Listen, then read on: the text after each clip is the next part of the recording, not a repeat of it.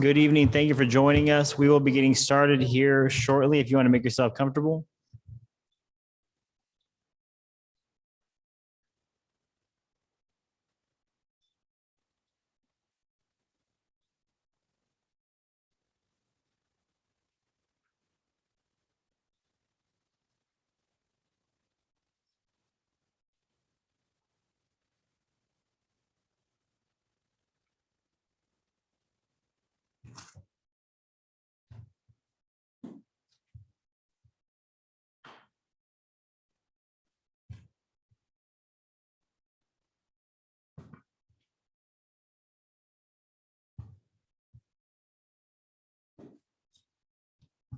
Good evening. It is 6:30. We're going to go ahead and call the Castle Hills regular city council meeting to order and determine if a quorum is present. A quorum is present. We're going to go ahead and start with the invocation. Colonel Schultz, will you lead us? Or I'm sorry, with the Pledge of Allegiance. Will you lead us in the Pledge of Allegiance?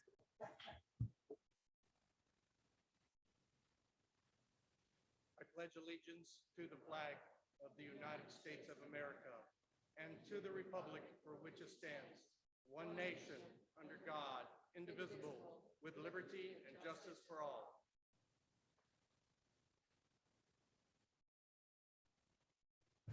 Thank you, sir. Just a quick reminder, if you have any comments that are for the citizens to be heard, we ask that you sign up on the sheet in the back if you haven't already. First up, we will proceed with a recognition thanking Alderman Douglas Gregory for his years of service to the city of Castle Hills. Mr. Gregory, I think it was 18 years in that time serving as the city treasurer, working on numerous committees. So thank you so much for everything that you've done. We have a small token of appreciation from the city of Castle Hills. It's a bar, almost.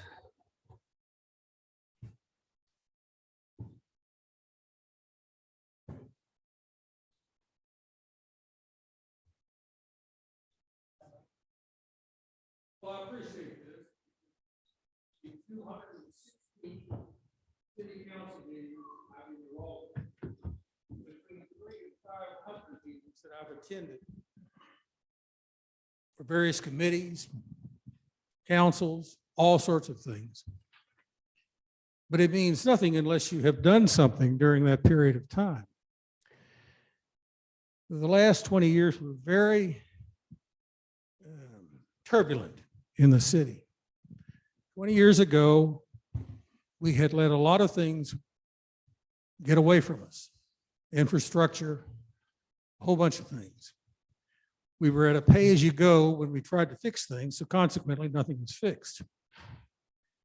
Over that last 20 years, I did a few things which the council agreed with me, among which Mike Shands, who was the best city manager I'd ever served with, Mr. Rapley comes in a close second, in which we figured out to have San Antonio buy our sewer system. They actually paid us $1,000 to take over the fixing of the entire sewer system. All the pipes north of the city were made of clay and had dissolved, and sewage was running where the pipes used to be. We could not afford, under any way, shape, and form, to fix that. But we came up with the idea and sold it to the council, and SAWS paid us. That saved us for being here. The Crime Control Prevention District is something that Chief Davis brought to me when I first came on the council. Previous councils had poo-pooed it. I thought it was a good idea. And to date, almost $4 million has been generated for the Crime Control Prevention District, which goes to aid and upgrade everything in the police department. Prior to this time, all the equipment in terms of the cars was paid out of the general fund, another stress on the fund. You can see a theme here. Money was what I was zeroing in on at all times.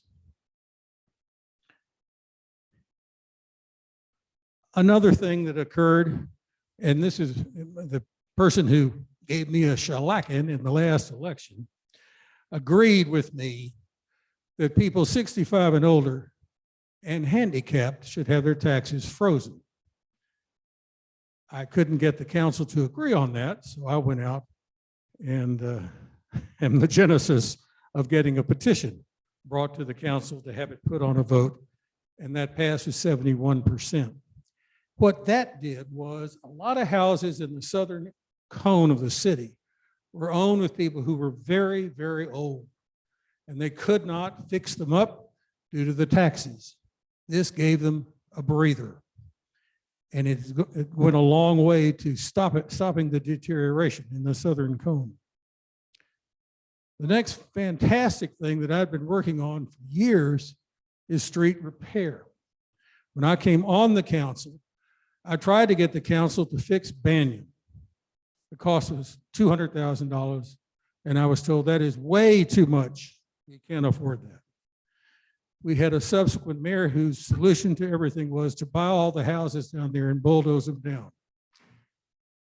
And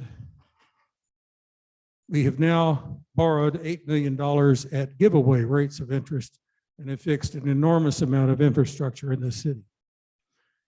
I meant to say when I came on the council originally, the city was in a great deal of turmoil due to activities of a major church here, which church is no longer here.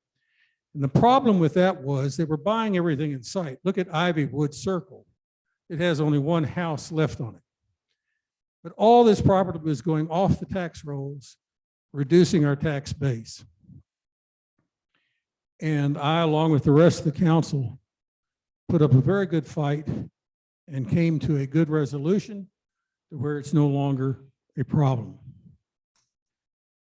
Finally, the thing I'm very proud of for the city and this council, we have a AA rating by Standard & Poor. Now, to me, that means something. To 9 out of 10 people, it means nothing. We are strong fiscally right now. After 20 years, we seem to have hopefully learned a small town should spend money on their needs first, their wants second. Infrastructure, and I'm talking not just streets and drainage, but personnel. You've got to, those are the needs of the city. They have to be addressed first. I found out many years ago the city sold its water system, which I thought was remarkably short-sighted. But imagine where we would have been if we had bought it back. And there was somebody who suggested that we set up something to buy back the water system. And that I couldn't persuade the council to consider. But wouldn't it have been nice if we had bought back this as opposed to Saw's? Anyway, 18 years is, as I say, 216 meetings, hundreds and hundreds of other meetings. But the thing I'll go away with is the number of people I've known all these years. Rick Arata's not here, but I would tease him that he outlasted me. I didn't know which one of us was going to go first. But a lot of friends that I've known in this city have passed. There are a lot of new people who in this city that I was trying to get to know. This is a good city. We're in good shape. I leave the council very happy that they don't have to deal with these significant problems that we've already dealt with. They have to look at other things as it should be. I respect these aldermen on here, every one of them. I think they have common sense. I think they're here for the city first. And I look forward to watching them on my computer and maybe occasionally popping in. I have to tell you one story you don't know. When Tim Howe was mayor, we'd been going through almost a revolving door of city managers. You'd have one would wave at the other one as it would come in. I mean, it was very quick. And we had called in Mike Shands, who I learned a lot from. Yes, he was city manager at the time. And we were sitting up here in a meeting. And Mike, they were saying, well, who do we go to for the new city manager? And Mike said, but Douglas Gregory could be an extremely good city manager. He knows just about everything that goes on in the city. He should do it. I remember I was sitting here, I looked out and there, everybody was looking at me, including Tim Howell. And I could almost go through Tim's mind. I said, first, y'all can't afford me. And second, the second I'd resign and you'd hire me, you'd fire me the next day. Anyway, thank you all for your support in the past. If you didn't support me, that's fine. Don't stop bringing input into the city. It should never stop. Any idea coming from any source as well. Thank you, citizens. Thank you, council.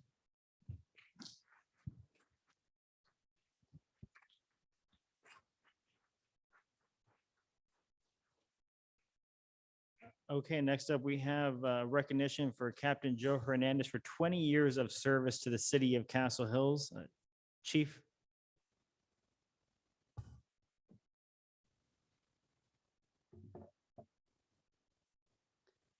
Mayor, council, residents, city staff, thank you for your time this evening in recognizing Captain Joe Hernandez for his 20 years of service with the Castle Hills Fire Department.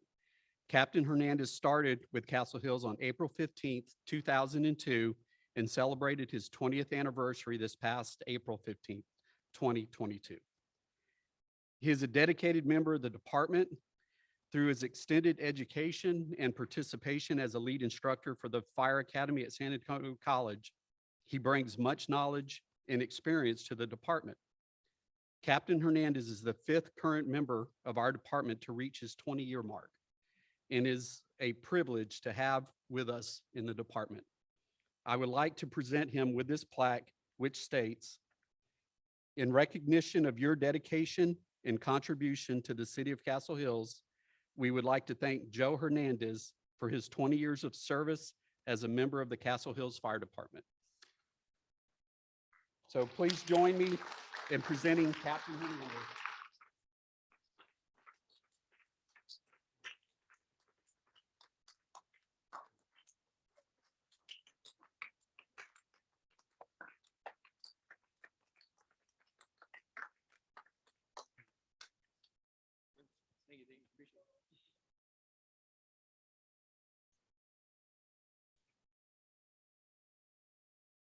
Oh, Joe.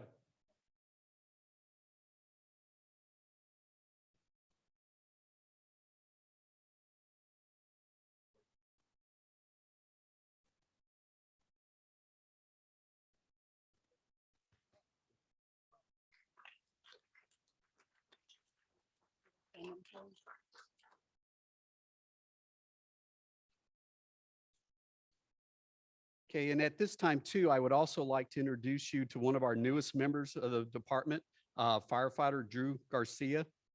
Though he's new to our department, Drew is not new to the fire service. He comes to us from Almas Park Fire Department, where he served for 4 years with their department before joining us here at Castle Hills. We are pleased to have him here, and I would like you to join in welcoming firefighter Drew Hernandez to our, Drew Garcia to our staff. Drew.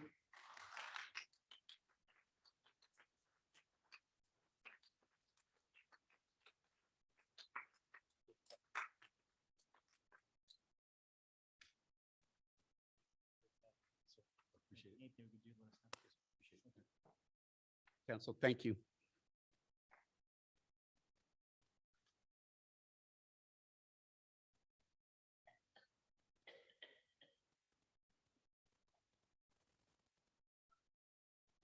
Okay, next up, we have introduction of our new firefighters, chief.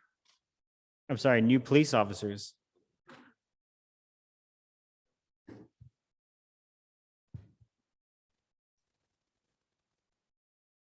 Council, mayor, citizens. Let's like to introduce a couple of new officers that we brought on board, as well as a couple of dispatchers. Start out with Abel Cervantes. Officer Cervantes is a 37-year-old husband and father of 3 children, with another one expected in September. Officer Cervantes came to Castle Hills from the Southwest Independent School District Police Department and was with them for a short period of time before realizing that that was not the type of police work that he really wanted to do. Officer Cervantes wanted to be in patrol where he could make a difference in the community that he patrols. Officer Cervantes champions the fact that he has already made several arrests, more arrests in Castle Hills than he did with the school district. Please welcome Officer Abel Cervantes.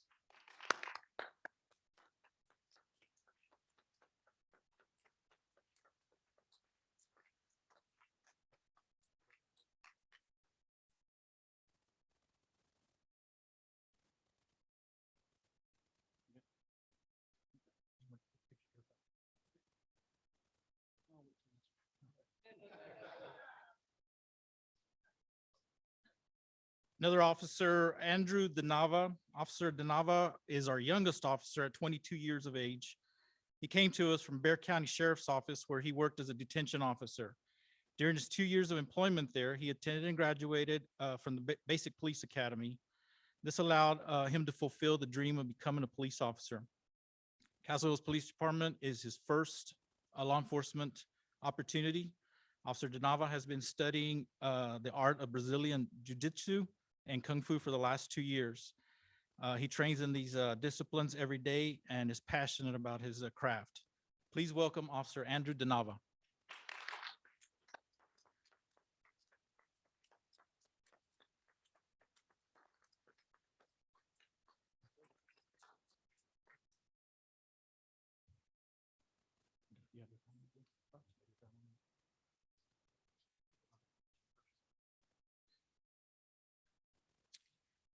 Next, I'd like to introduce our communications officer, Kimberly Flores.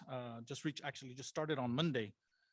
She has been married for 19 years to Brian, who is also a police officer in Hollywood Park. Kimberly has 2 boys, Gilbert and Braden. Kimberly has been an emergency medical technician for 14 years and an emergency medical dispatcher for 12. Please welcome Kimberly Flores as one of our newest communications officers.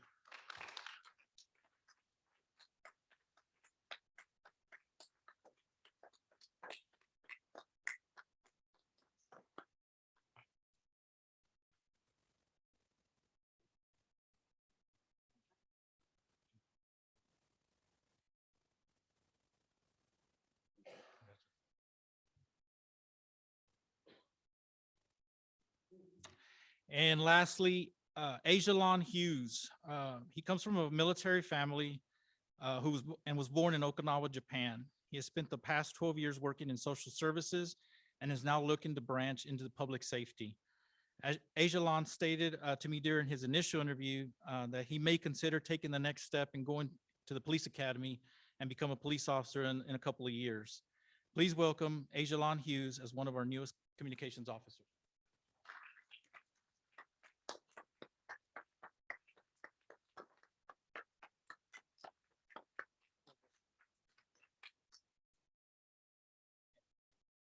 Ajalon actually starts tomorrow night, right? Tomorrow night is first night. Thank you, sir. Thank you, counsel.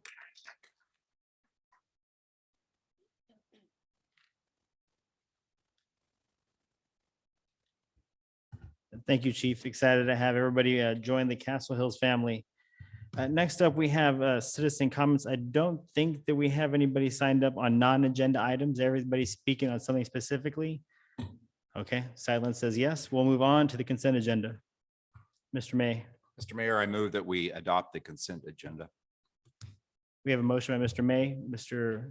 Joyce, Second. second by Mr. Joyce. All in favor? Okay, unanimous. Thank you, council. First item, new business, discussion and possible action on ordinance number 2022-05-17, canvassing the 2022 general election, special election to elect 3 aldermen and vote on 1 proposition.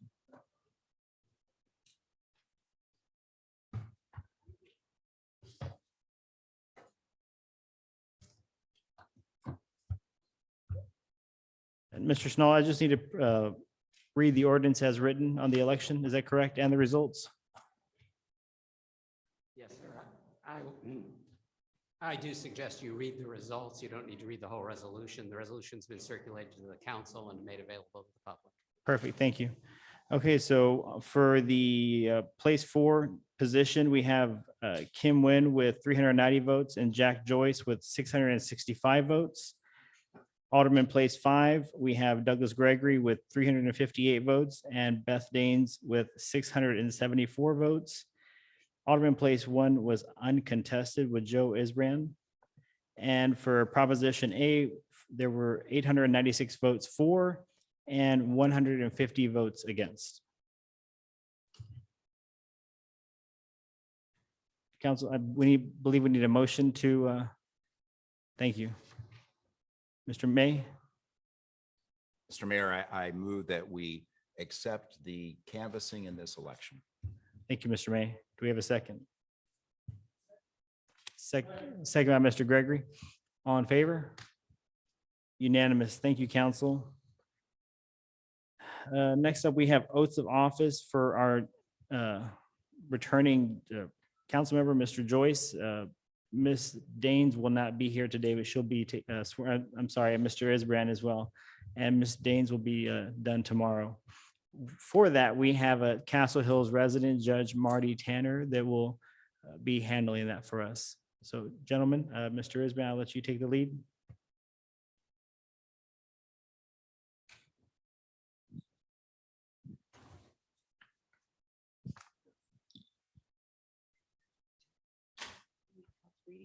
No.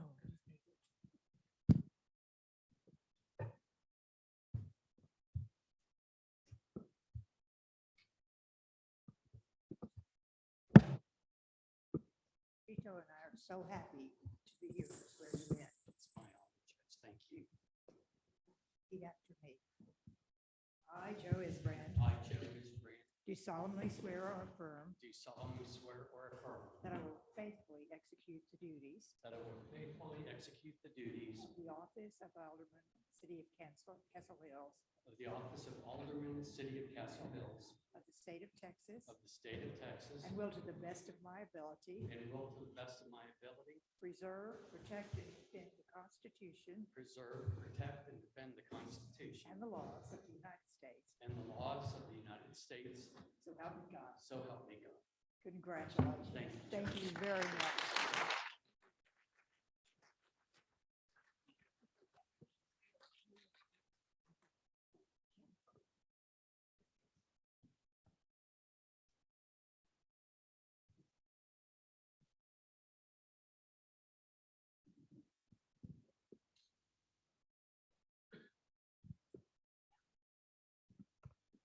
Hi, how are you doing, Mr. Joyce? Nice.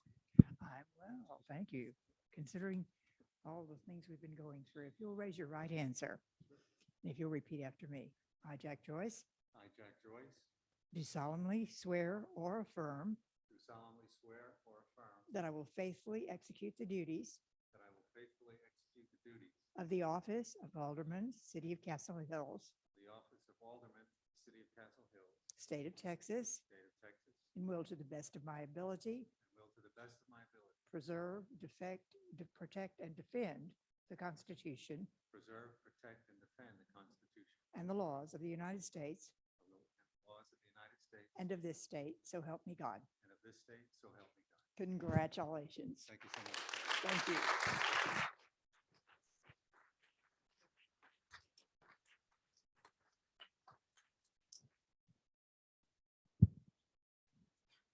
Perfect. Thank you so much, Judge Tanner. Thank you so much for being here with us tonight.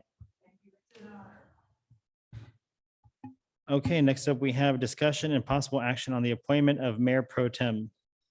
Mr. May, Mr. Mayor, I move that we reappoint Joe Isbrand as Mayor Pro Tem. Second. okay, we have a motion by Mr. May, a second by Mr. Paul to appoint Mr. Isbrand. All in favor? Opposed? Abstaining? Okay, Ms. Tedford, let the record show Mr. Isbrand abstained, but motion passes 4-0-1. Thank you so much for your continued service. Next up, we have discussion and possible action on the proposed 2022 capital projects. As many of y'all know, we've done a great job of moving the city forward and accomplishing streets and drainage in this areas that have really needed attention. And we're not trying not to stop and continuing to move forward and address more streets and more drainage. Before we get into the presentation, I know we have some people signed up. I'm going to start at the top of the list, Mr. Ray Schultz. And you'll have 3 minutes, sir. Yes, good evening. My name is Ray Schultz. I'm a resident at 112 Cotillion Drive. I'm a retired Lieutenant Colonel, U.S. Army, and I wanted to bring to the attention of the City of Castle Hills City Council. And it's about the petition to bring to a vote, which will delay the current plans of implementing repairs to our streets and dam and drainage in Castle Hills. Instead of allowing our elected leaders that residents of Castle Hills voted for, and also allow our city manager to do their job for which we elected them to do, which is to move forward. I have some questions regarding, aside from the obvious cost and increase and or misinformation, it's obvious to the residents that voted for our elected officials. One of them is, and I know this is not an actionable item here, but Freedom of Information Act applicable to this petition. I don't know if it is or isn't. I'm looking at ages of the signees, locations, and I would like to do is query the signees of any signs of bullying. And I wouldn't say that unless I experienced it. Well, it was introduced to me and my wife. We saw the resident, local resident, had mentioned that this person had gone in, knocked on the door, and essentially barged into the house. And the lady didn't understand why she was there in the first place, didn't understand her, and was told to sign this document. So we didn't even ask for that information. We're just trying to invite her to our event at our house down the road. Additionally, this person had put up a campaign sign in that person's yard, and the lady said, she didn't ask me and I didn't tell her yes. And I was looking through, perusing a lot of the laws on the books now, Texas anti-bullying laws and policies. So is it possible for an investigation by the state of Texas, Attorney General, or the Texas Rangers? There's a lot of resources. I know I'm running out of time. Stopbullying.gov, mostly about the education system, stopbullyingcoalition.org, caringSeniorService.com. And there's an article in the Inquirer, not ENQUIER. This individual says, bullying is taught, he said, and it often stems from fear and inadequacy. People who bully have an intense desire to be in control. What that reveals underneath is insecurity. I didn't say it, this guy did. Arbor. He's the founder and director of the Center for Elderly Suicide Prevention and Grief Related Services at the Institute on Aging in San Francisco. The last thing I'm going to mention is even AARP, they have a bulletin in March 2012. Older adults can be bullies too, by Susan Kreimer. Thank you. Thank you, sir. Okay, next up, we have M.A. Mass Schultz. I'm not going to be quite as eloquent as my husband, I'm afraid. My name is Tinker Moss Schultz. I live at 112 Cotillion Road. And I'm going to speak to you about this petition as well, because I'm ready to beat a dead horse, because I think the citizens voted 2 years ago against this type of divisive and chaotic and destructive politics that we're seeing brought forward to us again today with this petition. We had a city election 2 weeks ago, less than 2 weeks ago, where the citizens voted. I voted for Proposition A. I voted for us to continue to have our streets. We've waited on Cotillion patiently to have our street done. The people that initiated this petition are the same individuals who got their streets done, so they're good. And that's great. I'm happy for them. They're neighbors. I would wish the same for all of us. And we were moving in that direction to where all of us were going to get the same, because what's good for the goose is good for the gander, right? We should be considered all equal. But now the same processes that were used to push their streets to be done, to be fixed, to be repaired, those are being called into question by this petition. Why now? They got theirs done. That's great. Now ours. We have to wait. And I don't think that that's fair in the least. And I'll tell you what I think is the most hypocritical about all of this. And that's the fact that we were being told with this petition that it's going to save us somehow money. I'm shaking because I'm so angry because the tab has already started running. As soon as they presented this petition, 2 days after this election, that tab started running because now we're having to have another election, and that's on our ticket, that's on our dime. So what I have to say to those petitioners is this: keep your altruistic vein, keep your altruism to yourself, keep your kind-heartedness to yourself, because I can't afford it. I'm a resident here, and your altruism is on my dime, and it's costing me money, and I don't want it. Okay, thank you so much. Next, we have Ms. Kim Nguyen.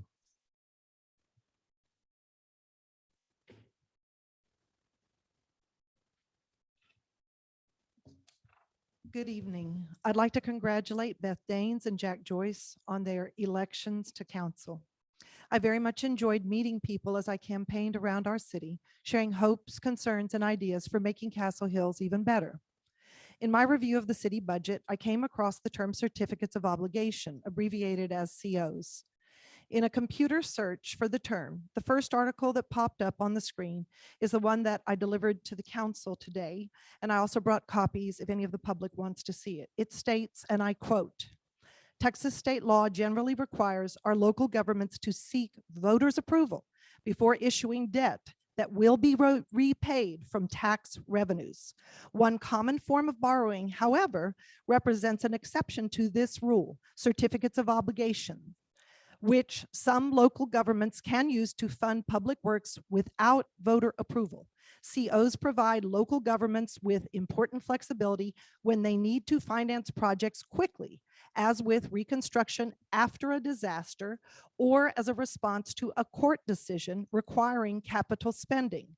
But the COs circumvent voter approval, and it has made them controversial in the past, leading to 2015 legislation restricting their use," end quote. A review of the minutes of past council meetings showed that the council had approved an $8 million CO debt in the summer of 2020, and that the city's bond council warned that any citizen was allowed to challenge the council's issuance of certificates of obligation debt with a petition request by the registered voters of Castle Hills. Over 450 registered voters have now spoken. Streets and drainage are not an emergency. It is not as if a flood has wiped out a bridge. Council was planning to issue millions of dollars of additional debt for COs again. We all know that many streets need repairs, but council should not issue this type of debt for something that is not an emergency. To do so is circumventing the voters, something that could have been avoided by the council putting this debt issue on the May 7th, 2022 ballot. Citizens should be notified in an open manner. Call for a town hall meeting to explain the use of our tax dollars, or send citizens a written notice rather than using an obscure quote, flash news announcement on the city's website. Council, it is time to roll up your sleeves and you get to work. Explain why you want the city to take on more debt, and especially how you plan to repay the debt. That's your job. You were elected to inform and to serve the public, so do it.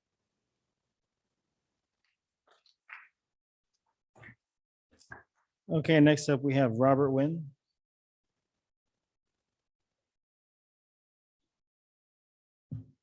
Good evening, Robert Nguyen, 209 Garden View. I want to thank the candidates. I thought it was a great race. I appreciate y'all's participation by the voters. It's only 30%, but compared to San Antonio's 8%, I'm certainly glad to be in this city versus the city of San Antonio. And it's just amazing that only 8% would show up to vote. But thank you to everyone, and especially to my wife for her efforts to make our city better. I know everyone had the same goal in mind. They have different ways of getting there and different ideas how to get there, but everybody wants to make Castle Hills a better place. That was in this election. I just want to talk a little bit about the notice of attention that the news flash that went out. And I think that created some of the problems that we've had in discussing the issues with the drainage and street improvement. This is a constructive notice in the legal term, in the legal sense, but it's not an adequate notice. It's not an actual notice. An actual notice is when you actually deliver something to someone. when they had it in the mail, or you're at a town hall, they hear the person, or they get a notice handed to them. That's an actual notice. That's what should have been to these people. These people, nobody knew what was going on here. This was slipped under the radar, and I don't know whether it's intentional or not, but people didn't know about it. We're calling for radical transparency in this council. I appreciate that. I think it ought to be out there. I think that's great. But you're going to spend $10 million. That's 1.5 times our budget. So people need to be aware of it.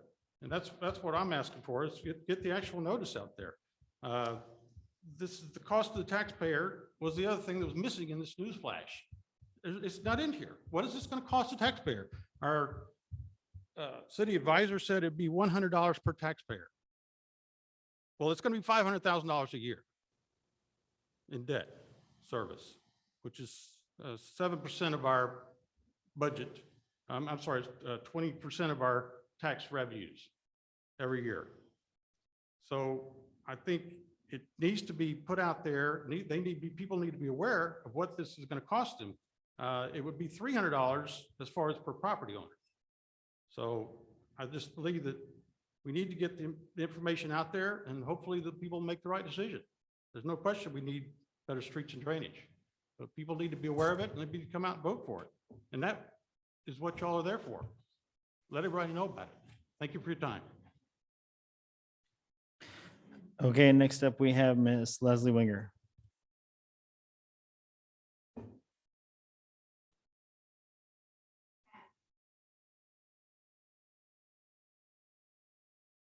Okay.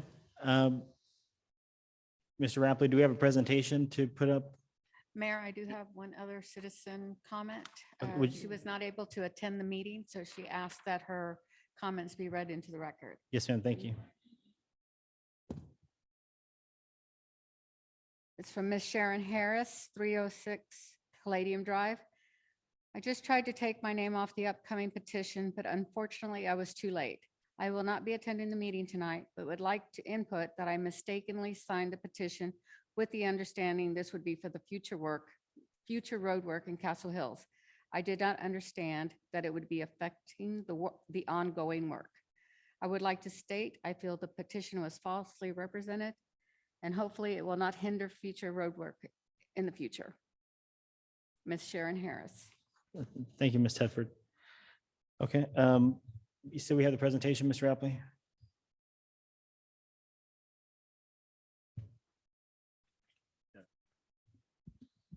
Should have right there, Mayor.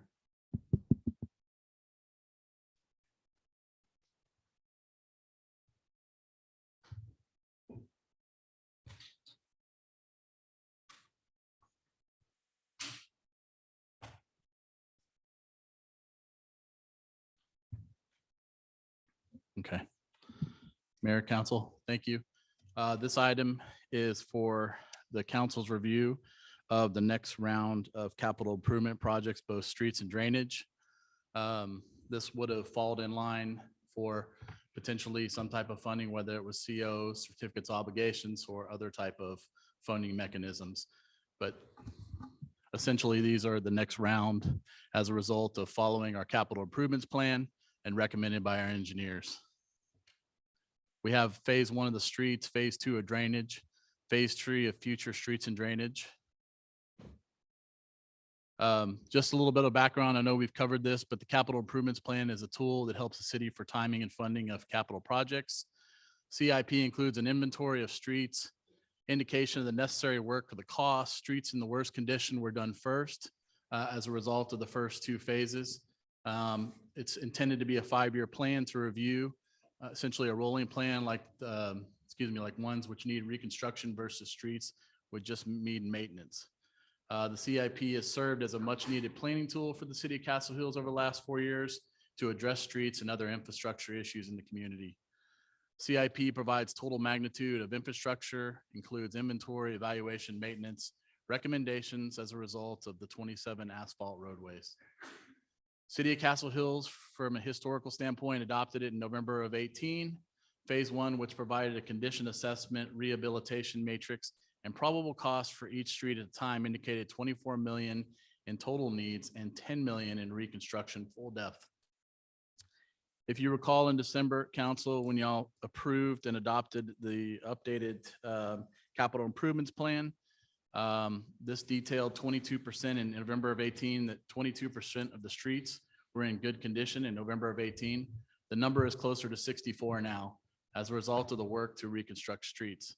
This percentage will continue to increase later this year as phase 2 ends in January, which includes Shalimar, Briarcliff, Blewett, and Watland.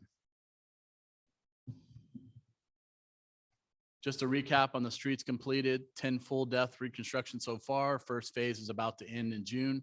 16 seal coat projects, 37 microsurfaced, total of 5.4 million roughly in total costs addressed to all streets, whether it's reconstruction or maintenance.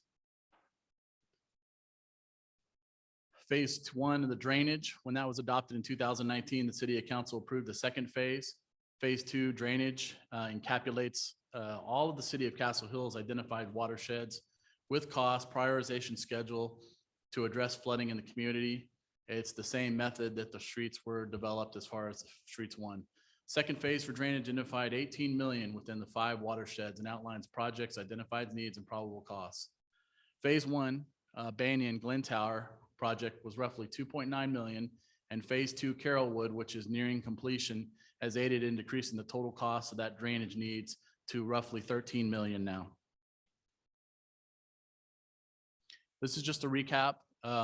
Obviously 10 reconstructed streets as part of phase 1, 1.9 million, the 2020 COs were used. Phase 1, Banyan Glen Tower project, 2.9 was a part of those COs completed in November of 2020. We reimbursed the funding for that project. And then of course, Antler project was done back in 2019 at 1.4 million. Phase 1, Banyan Glen Tower project, 2.9 million, completed November 2020. Phase 2, Carrollwood Banyan, 1.8, which is nearing completion at the end of June here. Phase 2 improvement projects, which are underway right now. They will be starting with Briarcliff and then moving to Shalimar, Watland, and I believe Blewett. That's scheduled to start basically this week, and the timeline is ending in January of 2023 for these projects. So what I'd like to recognize as council, I just want to say thank you. This is a monumental achievement to improve infrastructure in just under 3 years, especially in my experience in working for other cities, to take on this much infrastructure work in the time that it was done. Capital improvement plan, next steps. So as a result of the last 2 CIP projects, Antler, Banyan, Glen Tower, phase 1 and 2, we've reduced that full depth reconstruction need to roughly 4 million. So it's gone from about 10 million as a aggregate total of all the projects that are done. Now it's only at $4 million. The recommendation for streets is to address another 3.4 million to reconstruct or conduct full depth on streets in lower tier related to OCI scores, and to complete the entire reconstruction category. 12 streets have been identified for reconstruction. As part of the recommendation, 3.5 million used the funds to construct Mimosa Cameria West Avenue Drainage Project, fund the next phase of Carrollwood Extension, fund North Manton drainage improvements, and then fund the Glen Tower drainage improvements 1.3. And as I mentioned here, partnership with COSA and Bear County. And I could tell you, and everyone listening, this is probably the farthest we've gotten based on a relationship and cooperation with the city of San Antonio and Bear County. We actually have a meeting downtown tomorrow and another one scheduled later this month to start looking at how we will work with San Antonio for them to put together some type of agreement to assist us, whether that's funding or responsibility to get the water off Lock Hill. And this is the farthest we've been in my time here, for sure. And it's done through intergovernmental cooperations and diplomatic process. I just like to mention that. This a little right here is the next round. I'll list them off. I know it's a little starting on the screen there, but it's the same thing in your packet where we've had Roletto Drive, the section down here past Lemonwood, Dandelion, Lundblade, Cotillion, Cotillion Drive, another section there, just down to Shalimar at JK. Peg Sue Court, Phlox Lane, Parade, Persimmons Drive, Glen Tower, North Manton, and then Carrollwood, where we want to extend another few inlets to get the water to drain appropriately all the way down to the outfall to complete the entire project and remove that water off Carrollwood for once and for all. Drainage summary, same thing here. We had the drainage project number 1, Mimosa Cremaria. This is obviously channel reconstruction all the way from Mimosa down to West Avenue to improve the stormwater conveyance through that corridor. North Manton, I know we've looked at this for a few years, but the idea is that we actually want to put culverts underneath the street to drain that water faster and underneath, so no properties are getting essentially flooded. We got Carrollwood there for that next extension, and then of course the Glen Tower project. What I'd also like to say is, and I'll say it again, if you recall, the street CIP developed in the fall of 18, detailed 18 million loan and reconstruction full depth work. And we're down to just about 3.5 million to fix everything. RPS is here, our engineers, to answer technical questions related to recommended streets and drainage projects outlined in this presentation. I want to provide you a quick overview of our CIP program, what has been accomplished to date, and what the future projects are for consideration. Thank you, Mayor and Council. Thank you, Mr. Rapley. I just want to add that aside from us all wanting a nice, smooth street in front of our home, a big portion of what we're spending money on is drainage. And we're not talking about inconvenience drainage. We're talking about safety, where cars are stalled, officers are having to spend time and go put barricades up at Manton, at Castle, at Lock Hill, at Carrollwood. Each one of those barricades has to be put out by hand in advance, put out when it needs to be, and picked up. That's a huge distraction from when officers are dealing with other situations in inclement weather.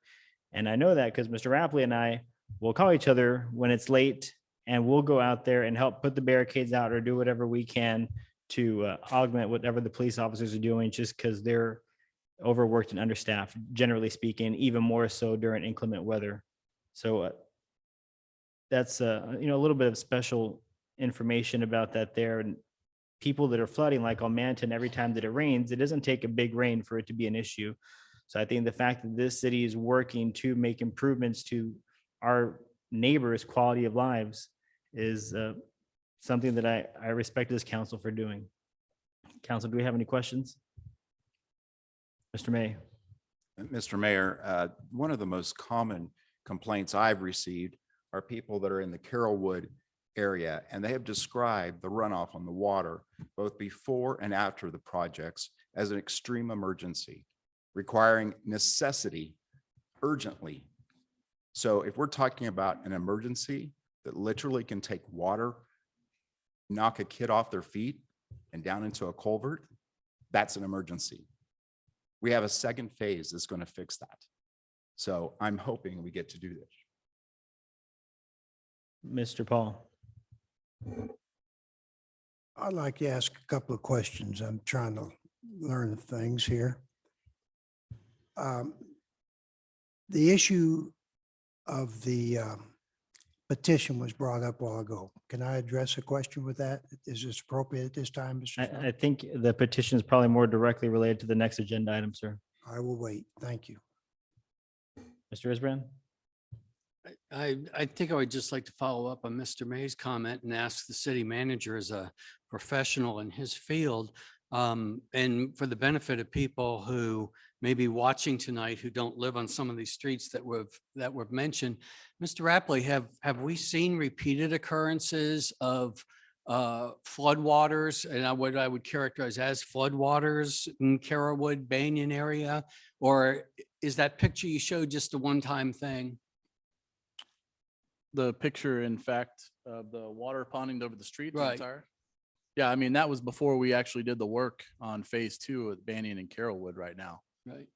In the last rain, I believe that they were pretty effective, not 100% because they're not completed the project, but it reduced it significantly, the stormwater volume through there. So, and I think further down, again, the water kind of goes down through the inlets on Banyan all the way down to circulates to the outfall. So and some residents I spoke to, you have some happy residents that that was addressed completely. And I think, again, going around the corner up to a certain point, I'd have to ask our engineers specifically what point on Carrollwood, but it's where the street's crowned, to reconstruct that crown and put a few more inlets so it traps the water almost immediately when it gets down Carrollwood. So this is not a recent occurrence. There have been previous occurrences of flooding there over the course of years. Is that a Oh, yeah, correct? that's significant. I mean, like the mayor had mentioned, I think we put up barricades even last year. I think it was around May last year. To one Saturday we put up because the water was coming down so fast. I mean, so you think in just 12 months, you've significantly reduced that volume of water, especially around that corridor as it comes around the corner from from Carrollwood to Banyan. So if I hear you correctly, what you're saying is this is a problem that has existed probably at least for several years. Is that correct? I know it's been a constant area prone to flooding for my 4 years here. Okay. And I can probably talk to any one of our chiefs or Mr. Harada to give a more historical basis of how bad that area flooded for years.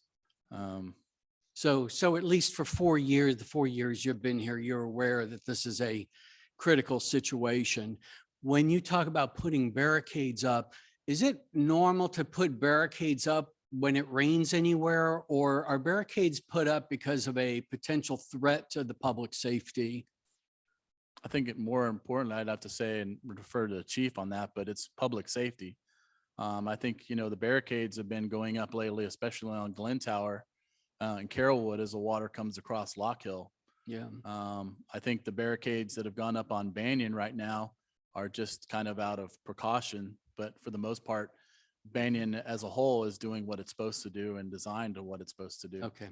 And I just wanted to make sure I understood that, because if this problem has existed for 4 years or more than 4 years and is of such a critical nature that it warrants taking action as you would in an emergency where there is flooding and risk to public safety and perhaps to property, and this has been going on for more than 4 years.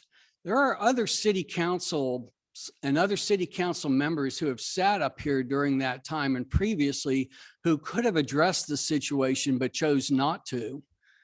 And I'll leave it at that. Thank you for what you're doing to get the situation corrected. Yeah, and I mean, historically in 4 years, I know that, Councilman Gregory, I think it was in January of 19, first brought forward sort of a workshop to discuss drainage projects. And I think that's when Banyan first came as a first and foremost to address because of life safety concerns and property damage along that area. So there's really no disputing that, however you define it, this situation is an ongoing emergency situation that could have been addressed had previous councils and council members chosen to do that. Rather, it's required the action that you have taken in developing a comprehensive plan over the past 4 years and the issuance of COs that has begun to address the emergency situation that they left unattended. Is that, I believe that's what I heard from you. Yes, Councilman. Thank you. And just to clarify, Mr. Isbrand, that last May, there was actually a resident that had stalled out at the corner of Carrollwood and Banyan. And she was new to the area and didn't realize how fast the water came up and her car stalled out, which is fortunately a fairly common occurrence, which we've had a fire truck, we've had a police car, all of them take water into their engine and hydrolock. It affects public safety's ability to respond as well. Obviously, there are other ways to get around, but when seconds count, it's imperative they get there as quick as they can. Mr. Joyce. Thank you, Mayor. I'd like to address a couple of issues. The first is the timing. These are not new issues, and reviewing the 97 comprehensive plan, drainage and street repair were among the issues that were brought up 25 years ago. So this is not new. And I agree with Councilman May's comment on the drainage severity being an emergency. And with respect to the streets, I like to tell at the risk of embarrassing my wife, but a few years ago, she was riding her bike and because of some rut in the street near us, took a terrible fall. And she was cut all over her face and her arms and her elbows and her knees. And that was because of these lousy streets. So we need to fix it. Mr. Gregory? I've been the treasurer of the city almost throughout my entire tenure. And I look at it from a differing point of view. On this handout we have, it says COs provide local governments with important flexibility when they need to finance projects quickly. Being in the investment business, I saw what the Federal Reserve had been doing, and they rammed rates down to ridiculously low rates. A small city has to quickly move to take advantage of something like this if it can. If it not, every dollar it can save is fine. And we borrowed $8 million at less than 1.5% interest. We gave people, I think it was 90 days. Is that correct, Mr. Bradford? 90 days to file an objection to the first COs that went across? 45 days, and no one did. The reason to move quickly also is applicable for the second one, is that since that time, the 10-year bond has moved from 1.3% to almost 3%. Goldman Sachs has said about 3 months ago, they expected interest rates to ratchet up 11 times between now and the latter part of 23. Now, what does that translate to Castle Hills? Well, it's somebody's guess. Goldman's pretty sharp and they've been wrong before, but a 1% or 1.5% difference in financing costs over 20 years can be material. For a small city, it can be substantial. San Antonio couldn't care less. I mean, they got a jillion people there and everybody seems to approve every bond issue no matter what comes along. But for a small city, we had to move quickly to get the lowest rates we can get. I don't know whether Goldman's going to be right or not. But I do know inflation is running rampant, and I think it'll do so for at least another 6 to 8 months. And I don't know where interest rates are going to be in November. They could be 0.5 point higher, 1.5 point higher. I have no idea. It's up to the Federal Reserve. But we had to move swiftly and quickly to take advantage of this money. Otherwise, if we were in a situation as we were 7 or 8 years ago, when interest rates barely were budging, here's that Duke education, they were barely moving at all.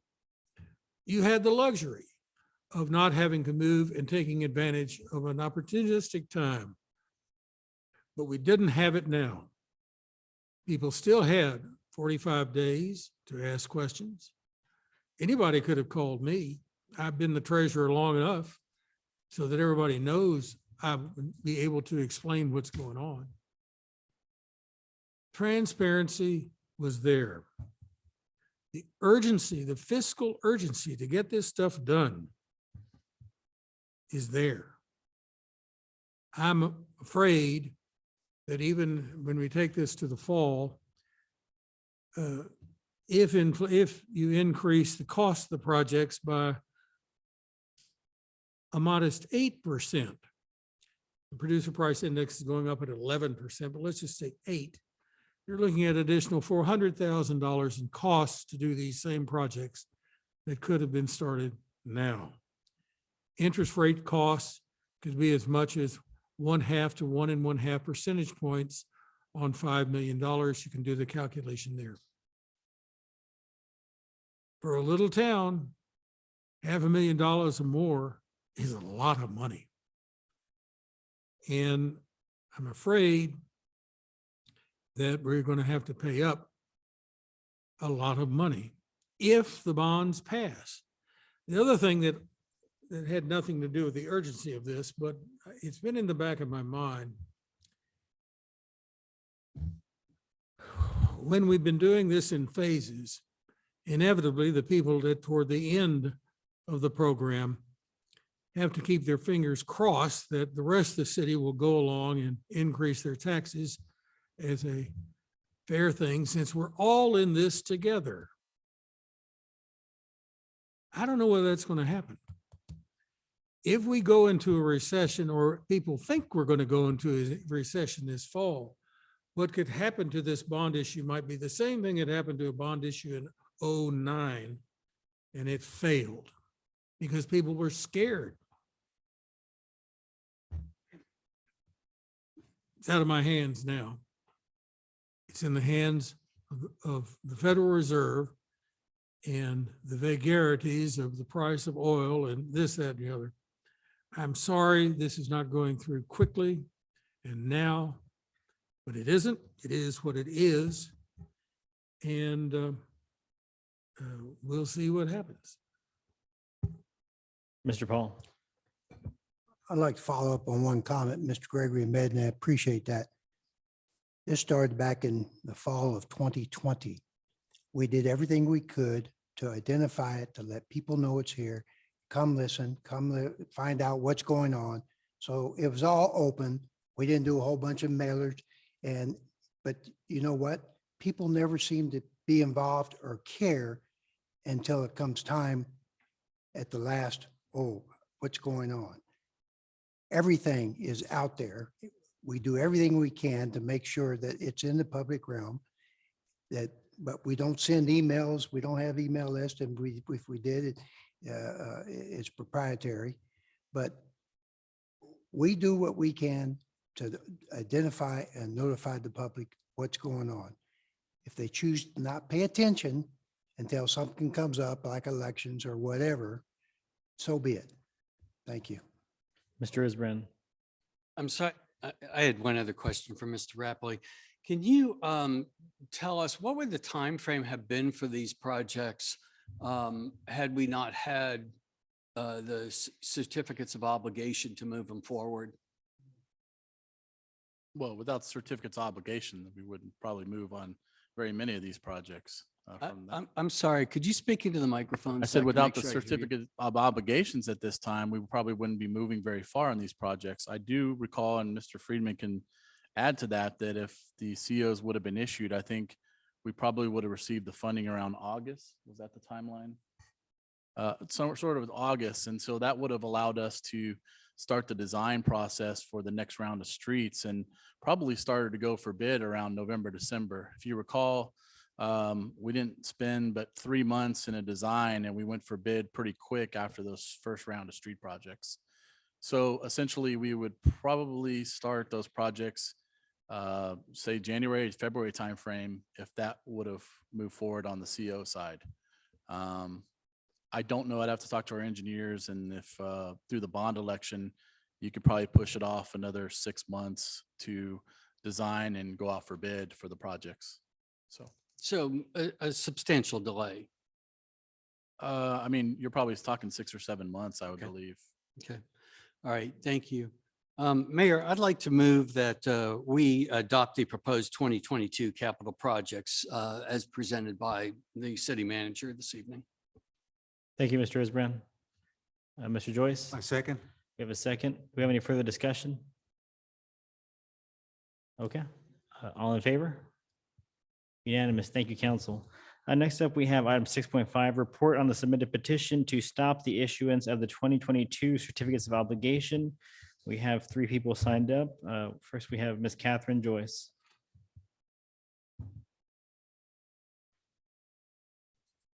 Hello. I just wanted to ask if we might explore why 5% of our population can override a decision that was made by 85% of our population. So we had the vote, we had the election, and 85% of people said they wanted to continue funding these projects. So how can 5% of people override that? That just doesn't make any sense to me. It seems if you wanted to override something with a petition, you'd have to have at least 51%, not 5%. Thank you. Okay, next up, we have Mr. Michael Joyce. Michael, you want to lower that microphone? Just perfect. Go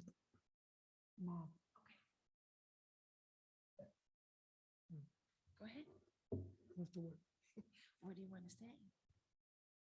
The petitions, I want you to speak up, please. Now it's time the money is running out of time. Please fix our streets. Good job. Thank you, Michael. Thank you. Next up, we have Ms. Denise Haley. Good evening, Mayor and Council. I want to thank you for the work that you've done to take action on this issue. After years and years and years of talking about it and it getting worse and worse and worse, you all took action to do what needed to be done, and I applaud you for that. And I take great exception to anyone saying that you didn't do your job and you lacked transparency. Now, saying that, as far as the petition goes, I find the timing of it very coincidental to tie into an election. And if this was such a concern going on, that there was an opportunity for people to challenge the first certificates at the time, as everyone has already said, and that didn't happen. So where we go going forward, I don't know. I'm very dismayed and disappointed that now this is going to come at such an additional cost to the city, and also opportunity cost of having the streets delayed. You know, if we're going to be attractive to businesses to locate here, to people to come here and live, then the safety issue goes without saying, and the emergency part all goes without saying. For us to think that the homeowners that live here are going to be able to fund all this, I don't know. I haven't looked at the budget to know how much of our revenue comes from sales tax. That comes from businesses locating here. And our image of being a city that's making progress and doing what is right for the city can only help us attract more business and more revenue to the city. And I think that's a part of what you all thought about doing, and I applaud you for that as well. So here we are. You know, I don't know. I want to just say thank you for what you've done and for what you continue to do. And I think the points have been well made for all of you on the council. And I thank you for doing the job that we elected you to do. And you're doing something that we're not doing. And we appreciate you for that. So thank you.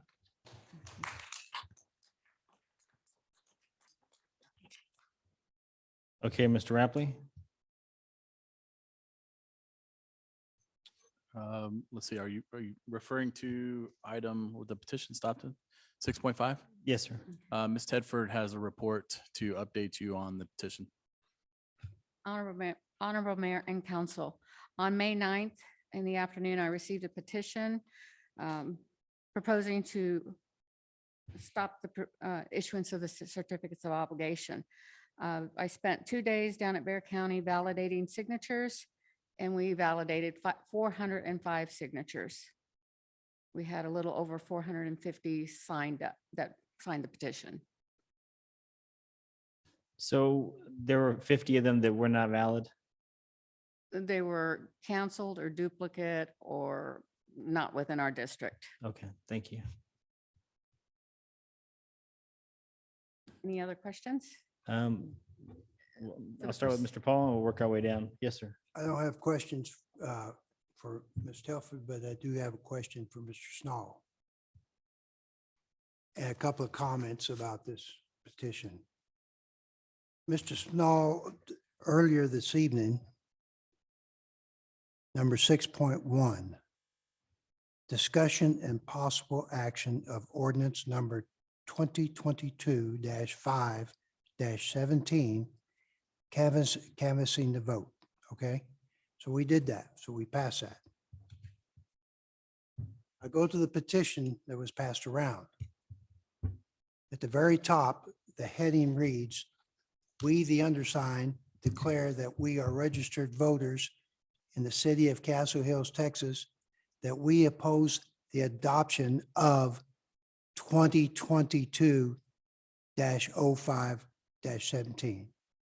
Well, we just approved that ordinance for canvassing the vote. So to me, on the surface, it looks like the wording is not proper. It's not done. It just seems, of course, we've established a long time ago, I'm not an attorney, but in reading this, it seems to me like it's not legally binding because it doesn't even refer, it referred to a wrong ordinance. So I guess I'm asking the question, in your opinion. Mr. Paul, I'm going to respectfully decline to answer that question in an open public session of the council. Okay. I believe that if the council wants a legal opinion on an issue, it should be provided to the city council in a closed executive session pursuant to section 551.071 of the Texas Government Code, consultation with attorney. However, bond counsel is present, Ms. Knutski and Mr. Spurgeon. They are bond counsel. They are in a better position even than the city attorney to comment on the question that you have asked, and I'll ask one of them to come forward as well. Should we take them into executive session? If there is an executive session, yes. They are bond counsel for the city. They will certainly be permitted to be in a closed session for consultation with attorney. I don't know whether either Ms. Knutski or Mr. Spurgeon wish to make any comments in open session. And I'm sorry to say that, but rendering of legal advice is something that should be done privately, not in public. Am I the only one that wants to go in executive session? Ms. Koniski, Mr. Spurgeon, no pressure to speak publicly, but please advise if it's something that we need to go into executive session about.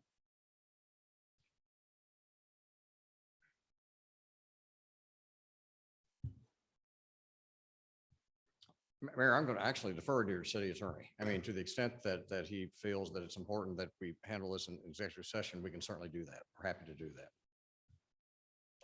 Mr. May, Mr. Mayor, I move that we retire for executive session on this matter. okay, all in favor? Unanimous. Mayor, we would need to hold the executive session in here because the community room has. Okay, voting. we'll get to that.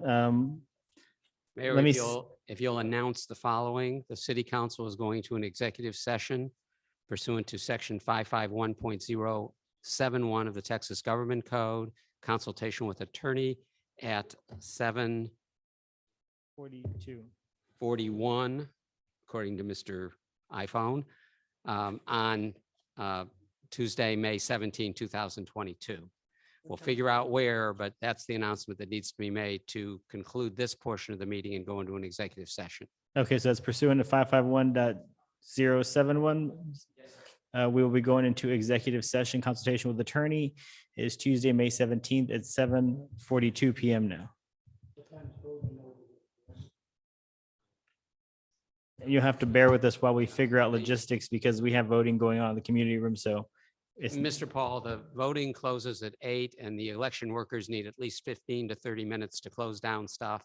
They also are very sensitive about not having the, people in that room even with the closed down machines. I wish there were a place we could hold this session, even if it were just, standing around in Mr. Rapley's office to not inconvenience the public.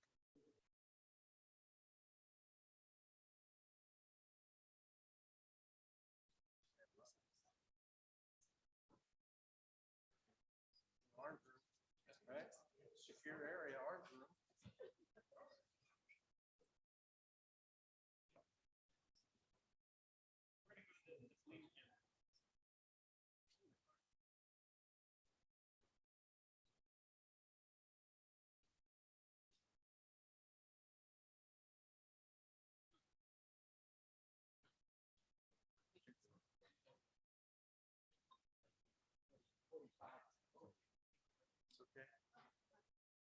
This is what we're here for.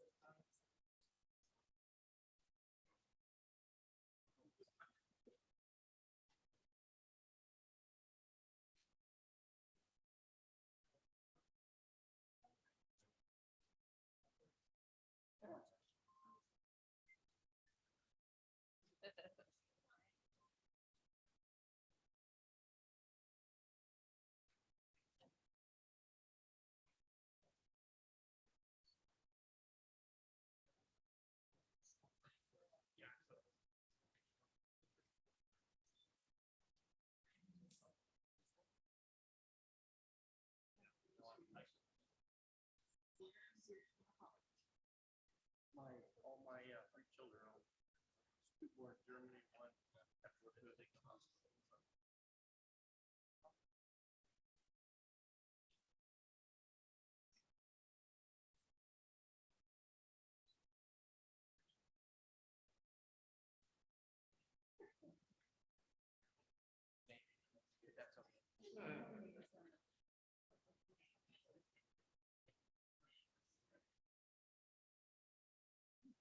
My family, I have my father, two of my brothers, two of my sisters, all Navy.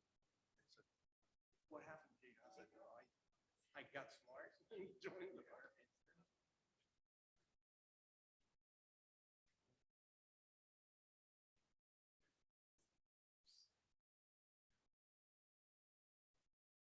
Yeah.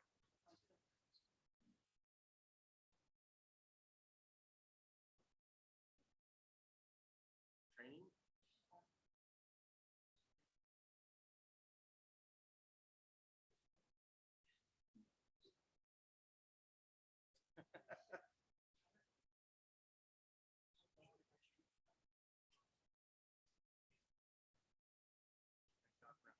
Thank them for their service as well.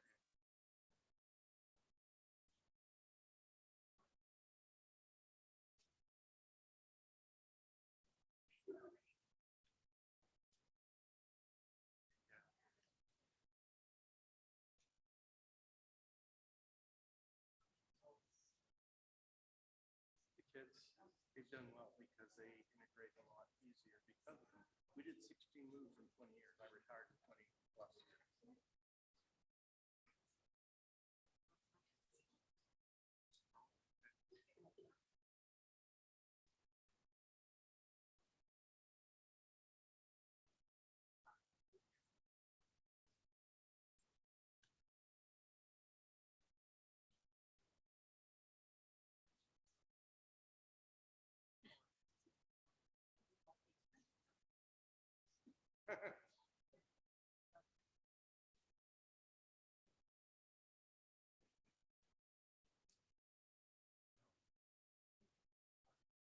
Even if you don't want to. It's like it changes.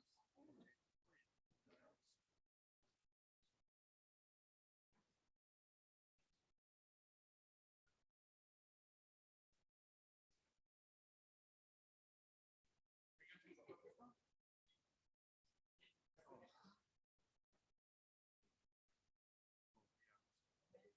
a different world.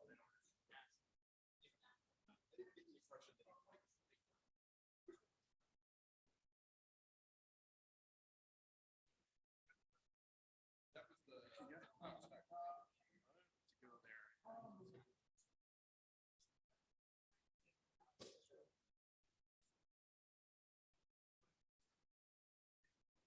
That's fair.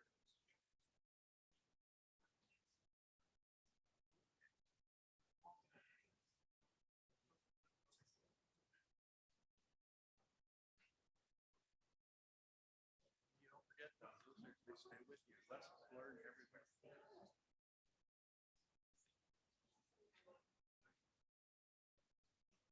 You know, how many of them move away from San Antonio and just stay here? Now, I'm not coming to San Antonio.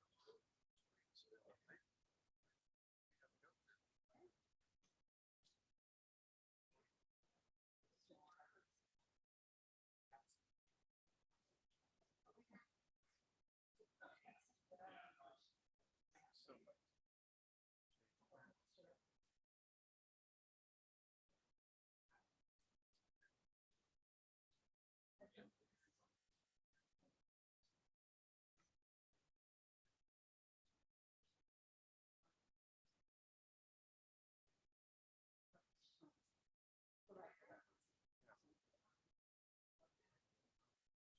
I still do contract work for the Army. Love it. I just came back from home. Contract work in Colorado Springs, right next to where NORAD. So we were. That's exactly where we were. I did training.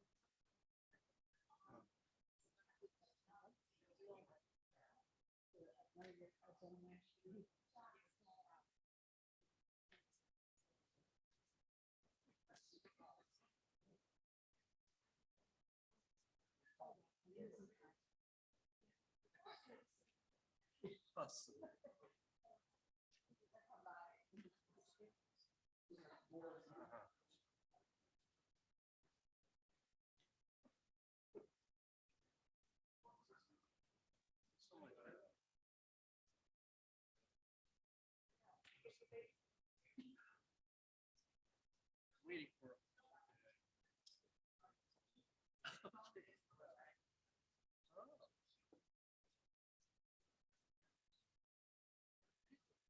It's like it disappeared. It's everywhere. Oh, it's okay, because we were trying to take notes, what's going on, and then I stood up and it came back and it was gone. Oh, okay, that's right, yeah. Just a couple minutes I was thinking.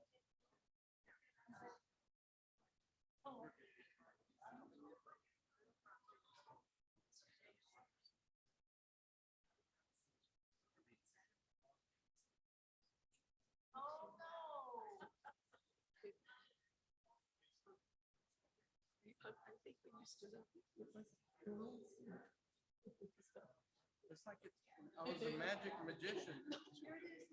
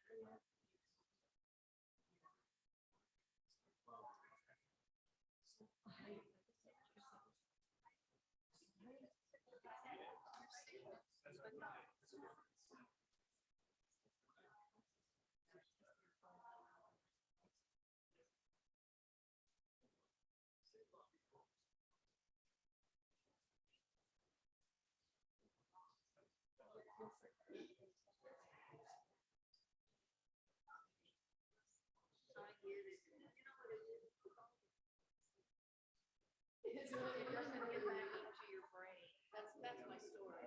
That's what I'm saying.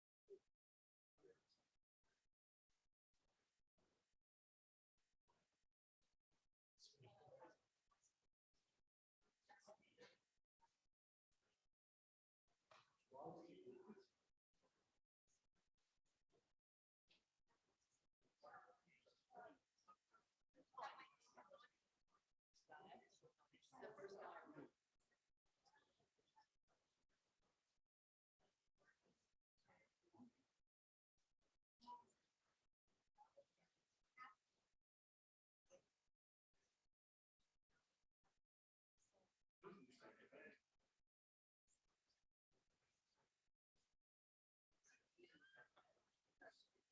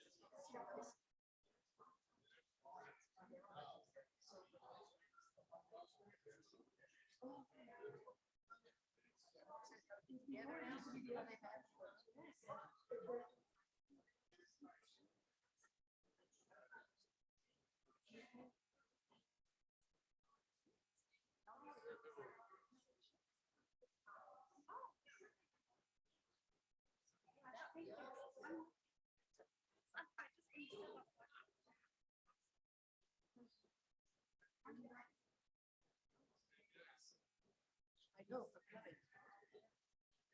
We got our chairs out and I washed them and everything. They're full of spider webs and some a little bit.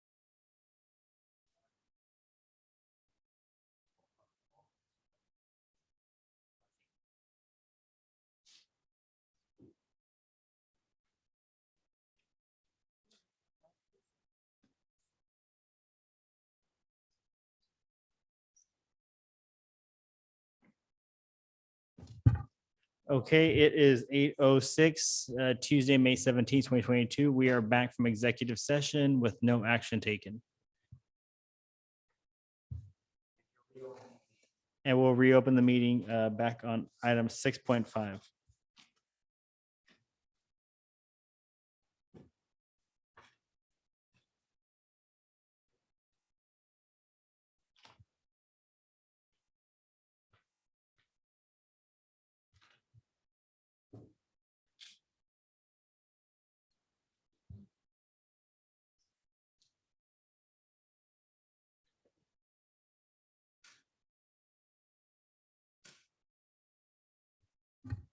Okay, council, do we have any discussion?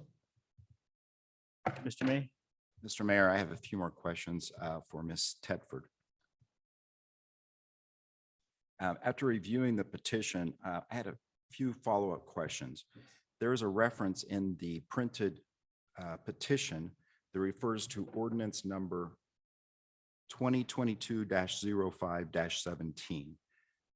Is that the correct reference to the ordinance that pertains to certificates of obligation?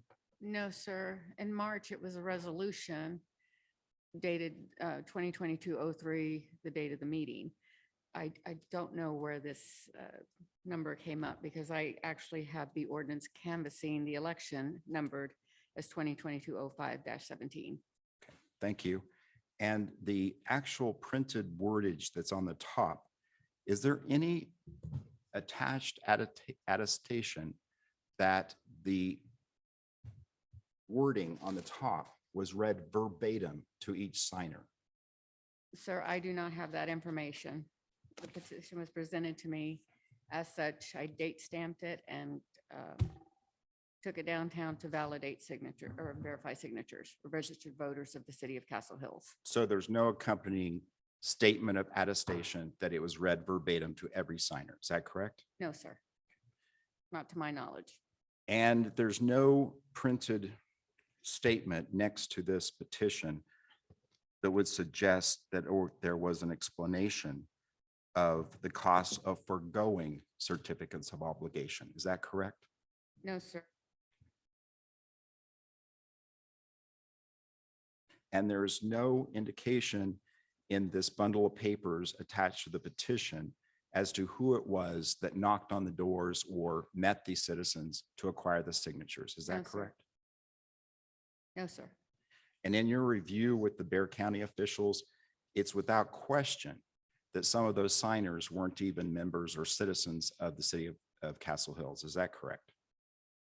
Yes, sir. We had several that were out of the city limits. We had several that were duplicates and several that were not active. Okay.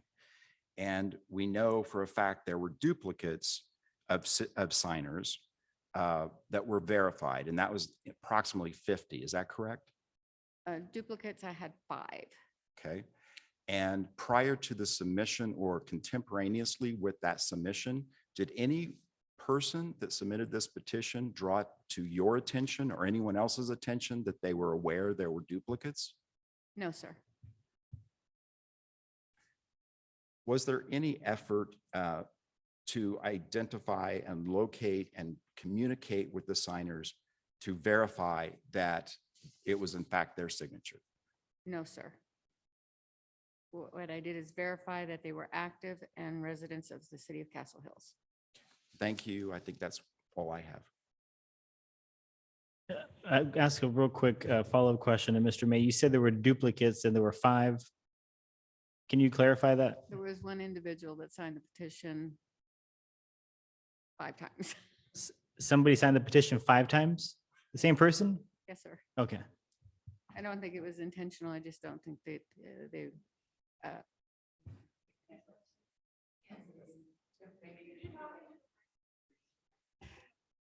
Okay, I apologize. 5 times. Okay. Thank you, Ms. Tedford. Mr. Paul? Since we're talking about the petition, I asked a couple of friends of mine what would motivate them to have signed it. So I'm going to discuss it. And the only reason, and the comment to me made sense. What difference does it make? The petition is signed and it's passed. Okay, I agree with that. But if it's going to be authenticated and passed, we're going to be looking then at having to do something in November. So it's good to know what kind of discussions and things went on when they're trying to get people to sign the signature. Now, I found it odd that there were about 15 signatures on the street, Trillium, that we are right now currently finishing up. So they're a benefit of having their street done under this first CO phase. There happened to be 22 signatures on Garden View. Now, Garden View, we've done that also, very nice. But then conversely, I found that there were 12 signatures on Parade, and Parade was going to be in the upcoming streets. So again, I found it kind of odd. So I asked some questions and come to find out that some of the people were told that if council does the CO, number one, we don't have to adhere and don't have to use the money for what it says. Now, I'm bringing this up because it looks like we'll have to maybe be addressing this again in the future. So I want people to think about it and have questions, ask us. Don't just believe what goes on. So they said that, told them that we didn't have to use the money as indicated. Now, I found that really odd because it's really easy. It's on the website back from March, our meeting we had in March, where we approved these to move forward with this. And it says, whereas, and I have copies if anybody wants any, but it's on the city website. It says, whereas the city of Council of Castle Hills hereby determines that it is necessary and desirable to finance all or a portion of the following projects collectively. And it talks about, number one, construct drainage improvements at various locations within the city and construct street, curb, and sidewalk improvements at various locations in the city together with utility relocation and drainage improvements. And number three, or council can use the money for anything they want. No, that's not on there. Just kidding. So the point being is that in fact, we're legally obligated to do what's been told, number one. Number two, ethically, of course, so that was one of the things that was presented to people. Another one I heard was, we're probably going to get a raise. So council going to get a raise out of all this. Now, that'd be great. I mean, it really would. 0 + 0 + 0. I'm a rich man after that. So there are several of these things. All I ask for, fine, let the people vote, let the people look at, let the people decide on the facts and the truth of it. Let's not have any of this conversation and all the stuff that, again, the misleading information. And I know that happens for a fact. Thank you. Thank you, Mr. Paul. Mr. Isbrand. Ms. Tedford, I think I just have one question, maybe two. What is the requirement in terms of what you put on a petition to be reviewed? Your printed name, your written name? What other legal obligation is there for a signer to declare? The street address and the date of birth, I believe, if I remember correctly. And a date of birth. So So if it's, the signature is not legible, there are multiple ways that you can verify that they are residents by date of birth, address, partial name. The software at the county is phenomenal. and in reviewing the petitions, did you find that every date of birth was put onto the petition by the individual who signed it? Not all of them. And were those rejected, or what happens to those? They were not rejected. They were because I not still re- had information to verify residency and active voter registration. Okay.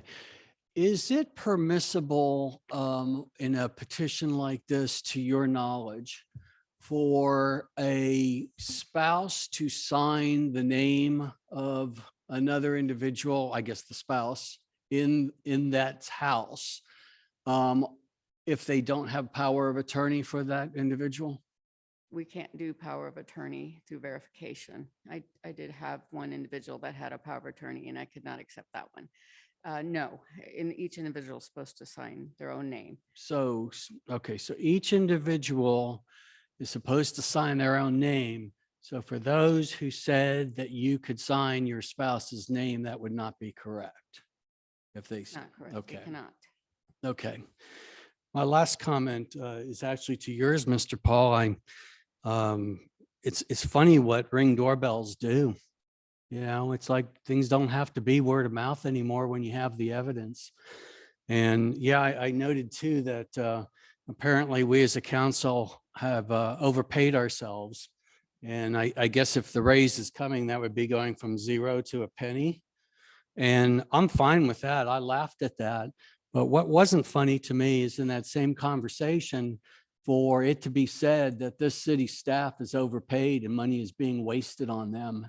And I find that to be grossly unfair and inaccurate and just downright really disgusting to suggest that people who serve the city, people who come to your house when you need medical care, people who come when you have a fire and need the fire department, people who come when you need a police officer, people who come when you need some extra work done and yard debris picked up to make your yard look real pretty, that you would sit there and say that these people are overpaid.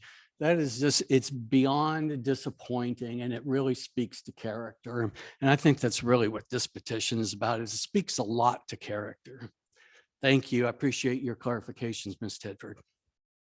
Thank you, Mr. Rizzo. Mr. May. I apologize, Councilman Isbrand, you triggered a thought. I've not gone through the entire petition, but I have already found 3 examples of a husband and wife, it does appear, where the type of signing, both printed and in cursive, is of the same author. But no mechanism was employed here to verify that it was an independent signature. Is that correct? No, sir, I do not have the expertise to look at a signature and say that's that person's signature. So I take it their word there that they signed the petition. Thank you.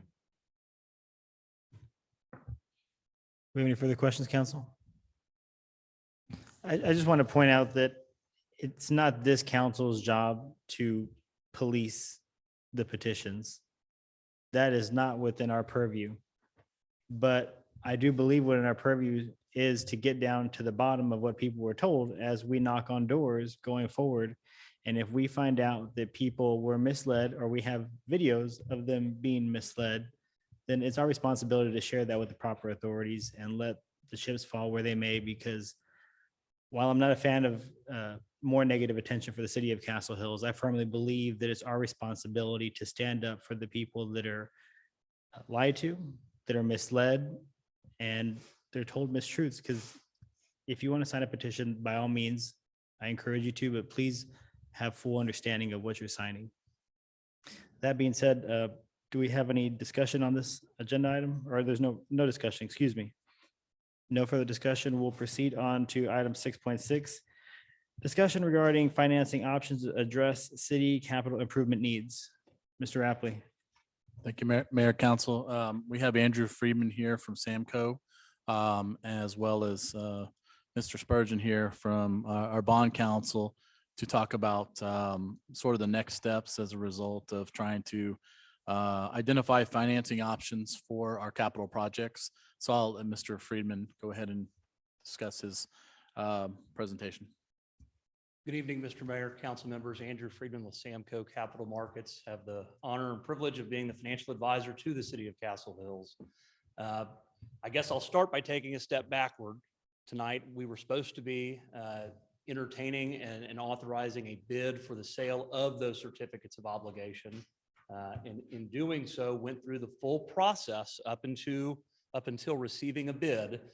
So the city's credit rating from Standard & Poor's was affirmed at AA, stable.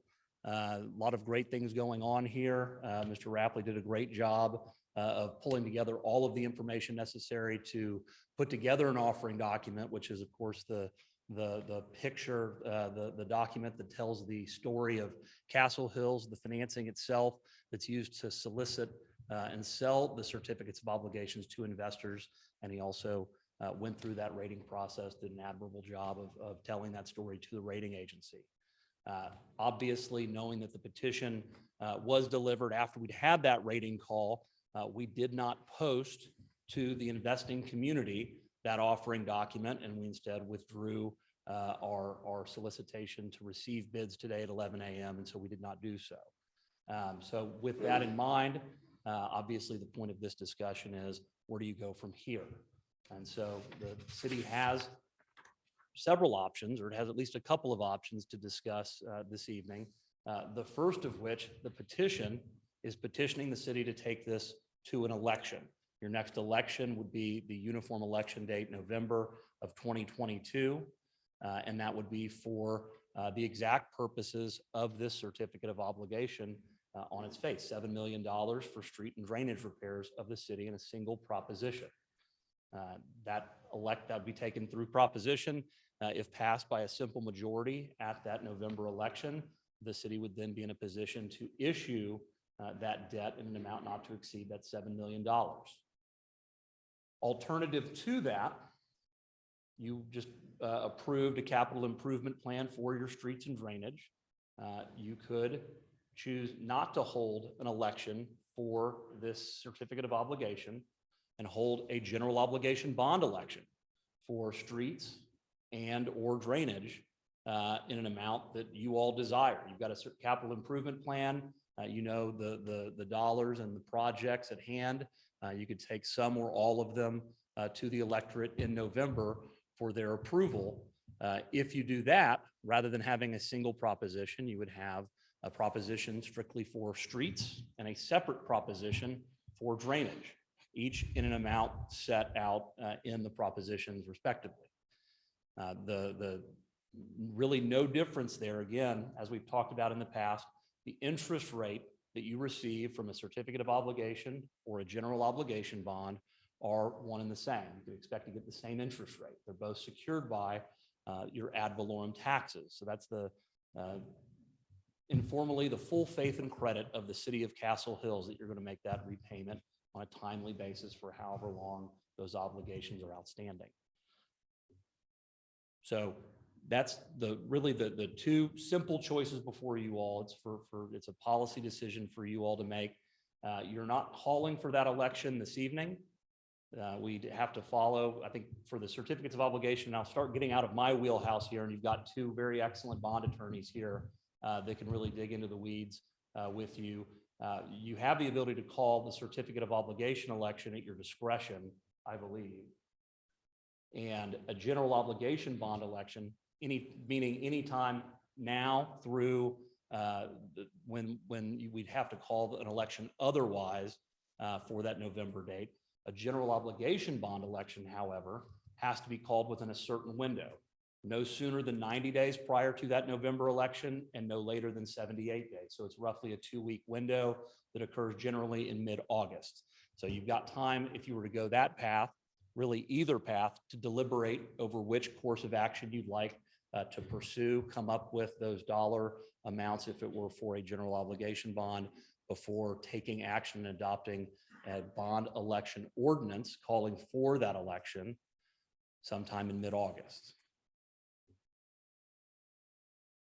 With that said, I'm happy to answer any questions that you all have. I know that we went through. Yes, sir. Mr. Friedman, can you talk about the costs involved in redoing these bonds, putting them off to November, whether general obligation or certificates of obligation? For example, we just received a AA rating, as you know, from Standard & Poor.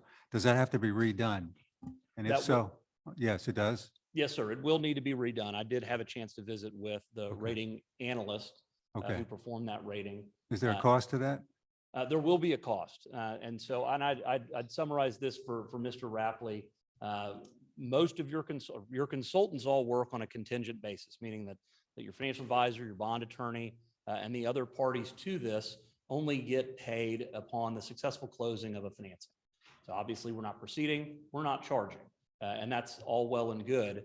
When you go through the rating process, and once you go through that rating call, then you incur the cost of that rating. And so due and payable at this time is an invoice from Standard & Poor's for that credit rating. Now, I negotiated with them last week to reduce that rating fee 30%. It's just over $11,000, I believe, and that will be payable. Now, should we move forward with the financing sometime, in the next year, we will have to pay for a portion of that rating again. I don't have an exact dollar figure for what that would be. I don't expect it to be paying for it 2 times over, but it will be more than it would have been had we just gone through a single financing the one time. Okay. And certainly we all charge just based upon our contracts that are in place with you all and don't take into account. Yes, sir. Petition notwithstanding, are you saying the council can call an election at any time? Not specifically in November? Can they call an election for July? No, I believe it has to be one of the two uniform. One of the election two. days, That's what I was May or asking. November. Yes, sir. Yes, sir. Mr. Friedman, I have a couple of follow-up questions. You didn't give us a cost, but what is the range of cost increase for getting a new rating for a bond obligation? A rating on its own is generally, I think this one was going to be $13,750, if my memory serves. We'll have to pay 70% of that to go through it again. It would be for that same par amount. It's based, again, it increases with the more you borrow but I would say no more than $15,000. I would expect it to be closer to $10,000 when we get credit if we were to go back to them. And we would need to go back through that credit rating process because we will then at that time have more up-to-date financials and better and more recent information we can share with them, which they're of course want to know so they can give a proper credit opinion. And the range then would be somewhere between, say, 10 and maybe 15,000 extra for the new rating. Is that correct? Maybe I answered that incorrectly. I would say in addition, it would probably be no more than $10,000. Okay, 10K. And then there would be an added cost for the election. Is that correct? That's true. Yes, sir. How much? I don't know that number offhand. That's something the city would be in a better position to know based on how much it generally costs when you all call an election. Again, for that November date, it can vary between May and November. Okay. And of course, the cost of the interest rate would be variable to the market. And so that would have to be calculated in, and it could be anywhere from 1% up to maybe 5% based on what you see. That's true. I can't give, obviously, I can't tell you what the interest rates are going to be November or December this time. What I have an idea of is what interest rates we were likely to get today. Interest rates have continued to move up, just as Mr. Gregory had mentioned. I priced a similar credit today, $23 million bond that was at 4.01%. Now, a slightly different, we sell our bonds bank qualified, meaning we issue less than 10 million in a year. So banks can purchase those. We get a lower interest rate because of that additional pool of buyers. And the bonds that I sold today don't have that added benefit. So adjusting for that, we'd be close to 3.5%. Again, with the Federal Reserve continuing to take action and raising that Fed funds rate, perhaps several more times throughout this calendar year and into the next, it would be no surprise to me to be in a 4 to 4.5% market at that time. And with that, the additional interest that comes with that over 20 years. So in your opinion, what is the probability of locking in another 1.49% interest rate, 20-year fixed? Well, that ship has sailed, and I don't expect that to be coming back anytime soon. But I've been wrong about a lot of things going through the last 10 years of this market, and especially the last 2 years with the Federal Reserve's response to the coronavirus pandemic and their monetary policy decisions that got interest rates as low as they were. Perhaps we'll look back on the last 2 years and it will suggest that that was a bit of an anomaly caused by our federal government. Certainly we were the beneficiary of that back in 2020. We were able to lock in rates as low as they were. I don't expect we'll be doing that anytime soon, perhaps even the rest of my career. Since we're talking about certificates of obligation, in your experience, how common is that for a mechanism to fund municipal infrastructure projects? The issuance of certificates of obligation? Correct. It's done very, very often. And every city uses them for different purposes, has different informal policy for what they issue certificates of obligation for. Certainly Castle Hills is no exception to be issuing them for street and drainage improvements and to be paying for them with property taxes at the end of the day. Done many of those and I went back and looked at this to give Mr. Rapley some idea of how few petitions I've seen in the last 7 years. I've done over 300 Texas city financing. Now, not all of those are certificates of obligation, but probably close to half of them have been. And this is the second petition in the last 10 years that I've personally had. So you don't see them very frequently. I like to think that one of the reasons that you don't is they're funding projects that are, to borrow a phrase from Mr. Gregory, needs, not wants, not building a natatorium, fixing streets in disrepair.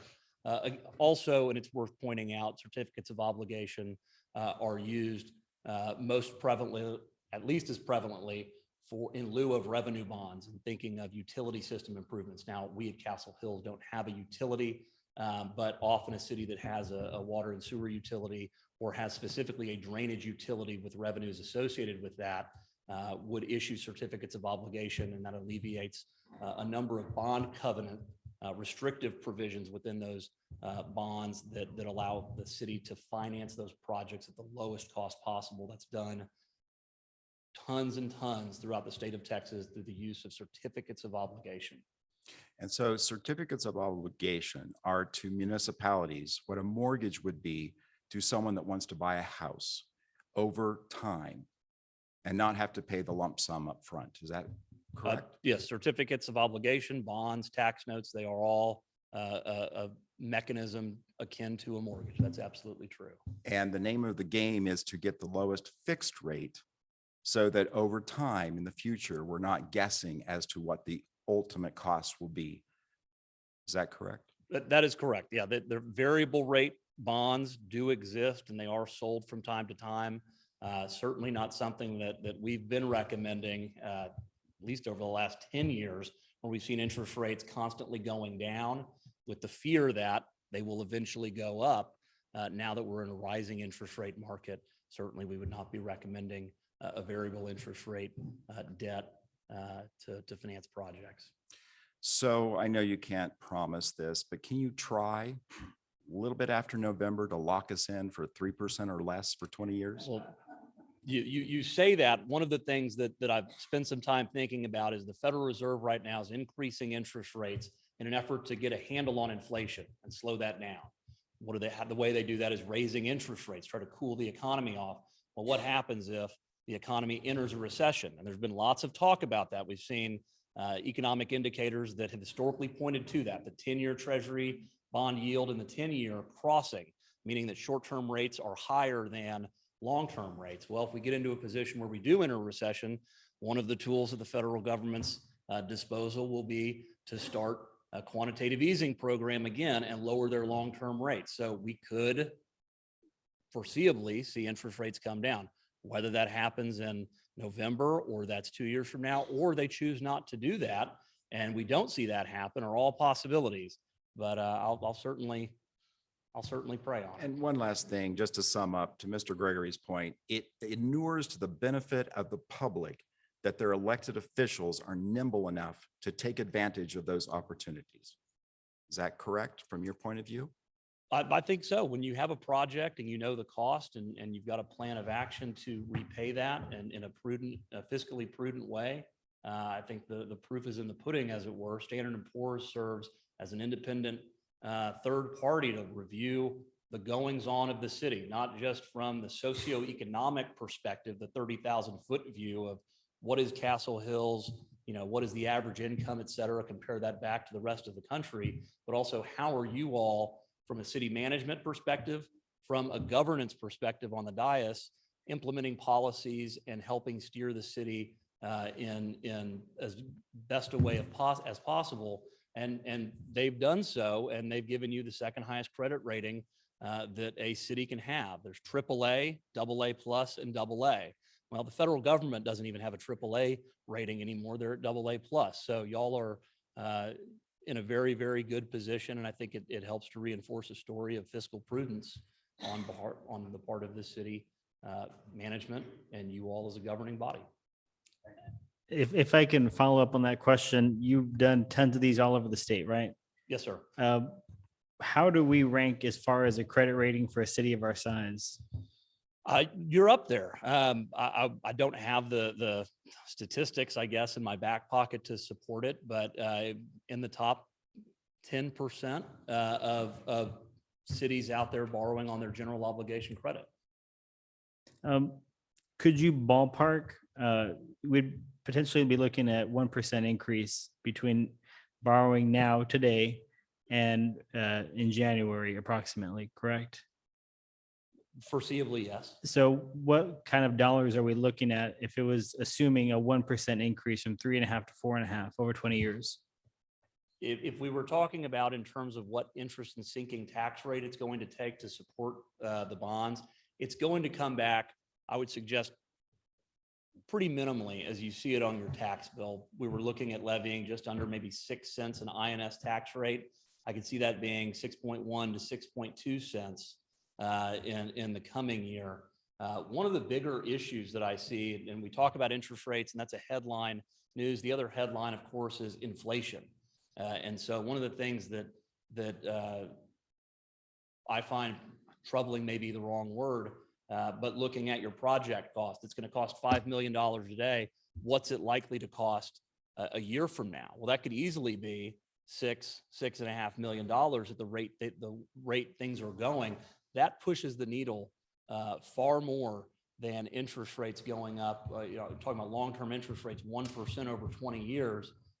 That project cost going up 20% one time up front has a bigger impact in my mind. Thank you, Mr. Freeman. Council, do we have any more questions? Mr. Isbrand. Mr. Friedman, thank you for being here. I just wanted to make sure I understood a few things correctly. And first of all, if I can ask you again, how long have you been in this profession? I've been as a financial advisor 10 years and 12 years overall. Okay. And did I hear you correctly that, or let me ask you, you said in the past 10 years, how many of these types of transactions have you been involved with municipalities? I don't have 10 years. I think it was 7 years, and it's 472 municipal bonds in the last, and 306 of them were for cities. $1.8 billion in par for over 7 years for Texas cities. And of those 472, do you have a sense of which are bonds versus COs? More bonds, I'm sorry, more certificates of obligations than bonds. Because of the low interest rate environment that we've been in, we've done a lot of refundings. Now, those are named as general obligation refunding bonds. Now, whether that's refunding a certificate of obligation that was originally issued, doesn't matter. It becomes a general obligation bond. But for new money issuances, I would say I've done 3 certificates of obligation for every bond that's been issued. Okay, because I'm really bad at math, when you said more COs probably than bonds, I was going to split it in half and say, so it would be fair to say at least 236 transactions or more were COs? No, that would be correct, because again, there was maybe 40% of the overall number of transactions I've done for cities have been refundings over the last 7 years. It would not be an exaggeration to say it's probably been 150 certificates of obligations over the last 7 years. Okay, that's helpful. So 150 transactions over the last 7 years. How many petitions did you say that you've encountered along the way here?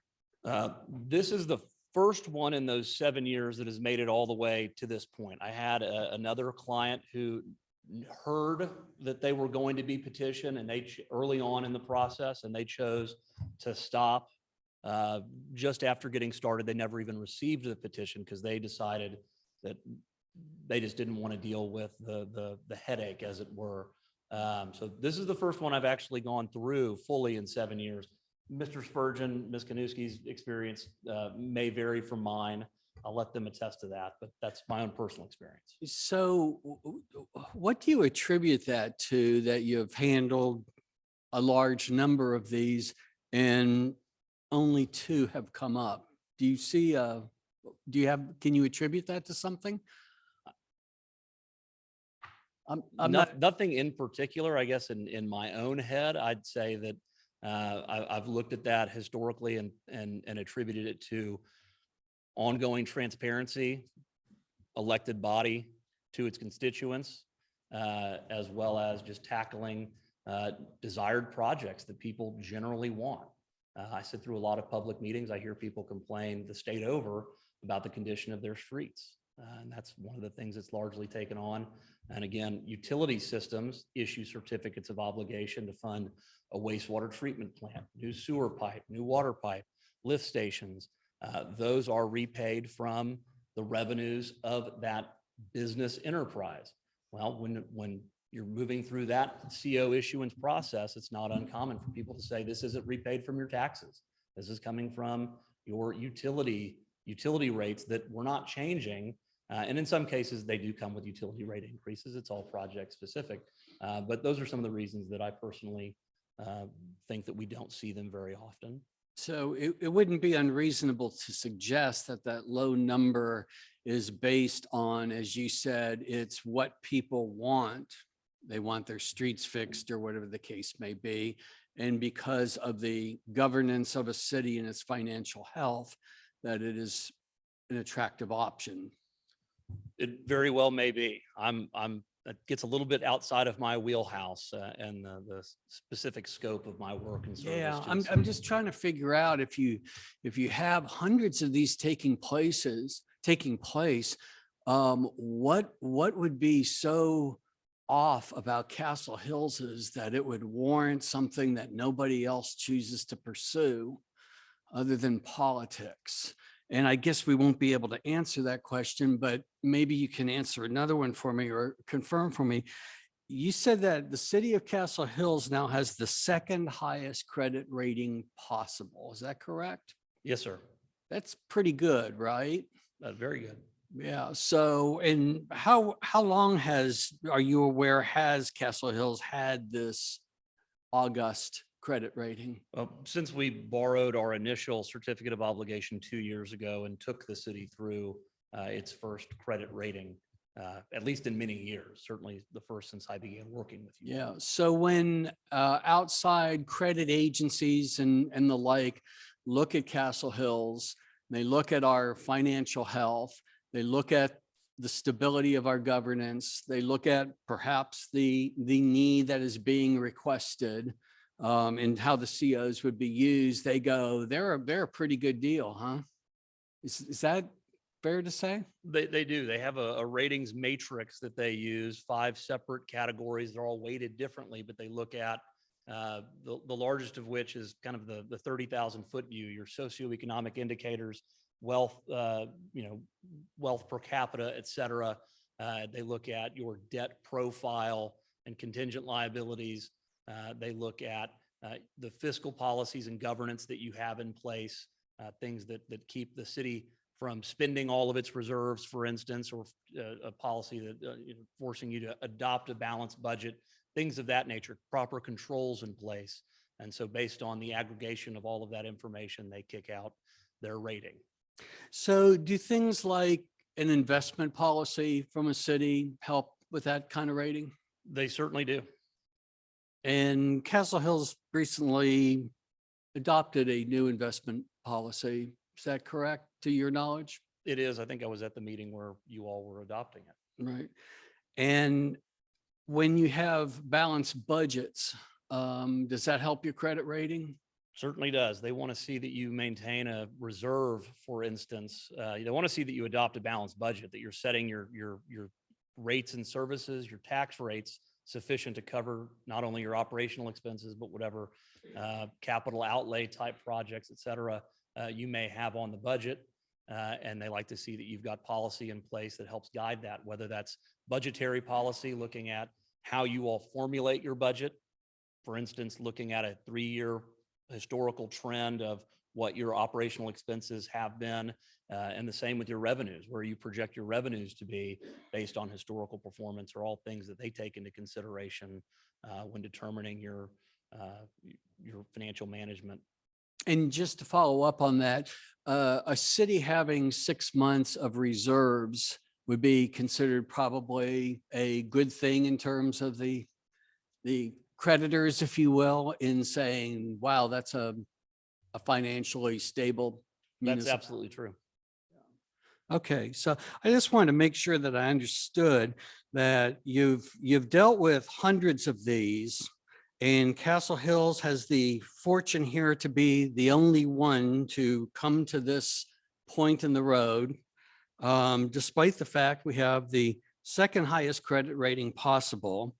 We're in the top 10% of cities in terms of the attractiveness of our borrowing, that we have put in place a financial investment policy for the city. We have balanced budgets.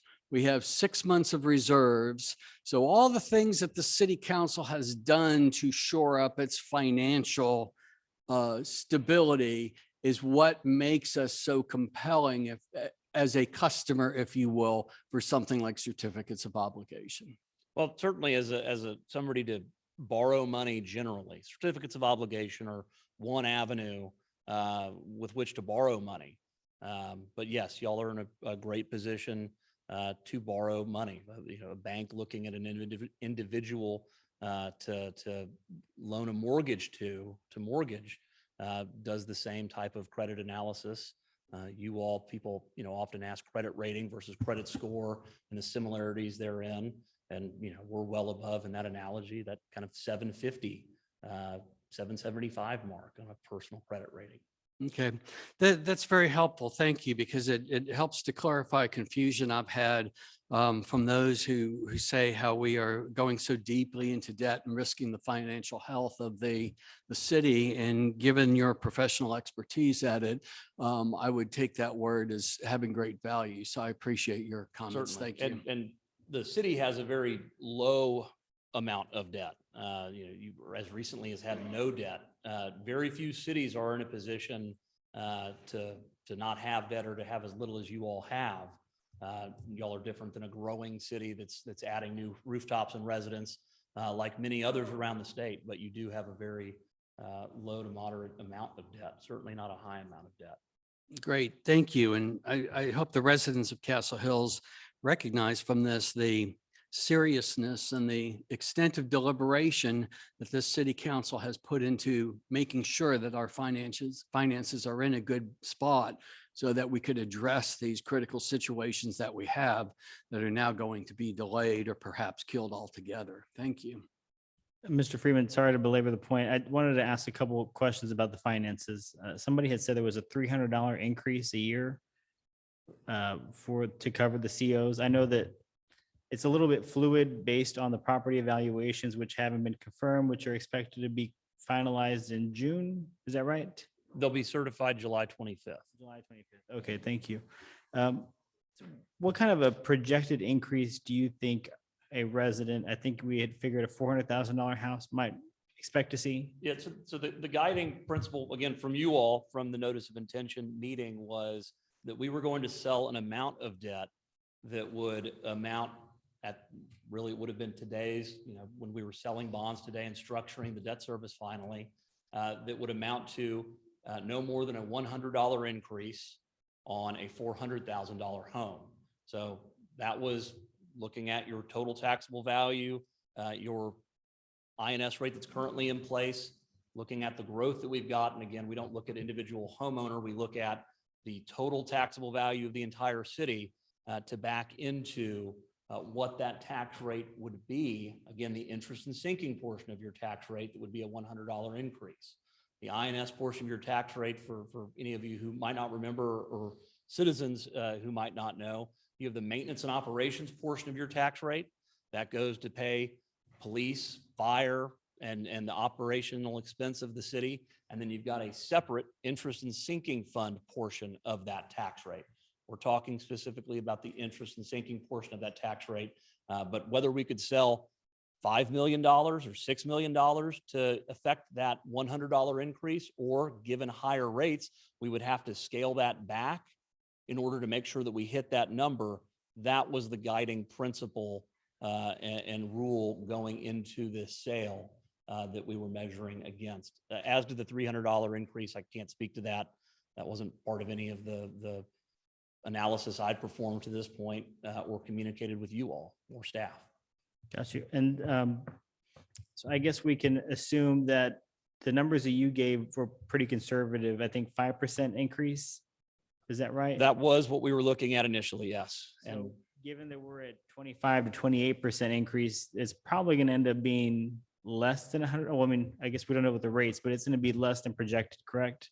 we were going to be able to do, because interest rates have gone up, you know, from where we were also, but we were going to basically be able to come in on target for the INS funded portion of the project. Got you. Okay. Thank you, sir. Council, do we have any further questions? Okay. Thank you, Mr. Friedman. Thank you all. Next up, we have item 6.7. Or I'm sorry, 6.6, discussion regarding financing options to address the city's That was it, capital. Mayor. What was that? That was Mr. Friedman to give Okay. options.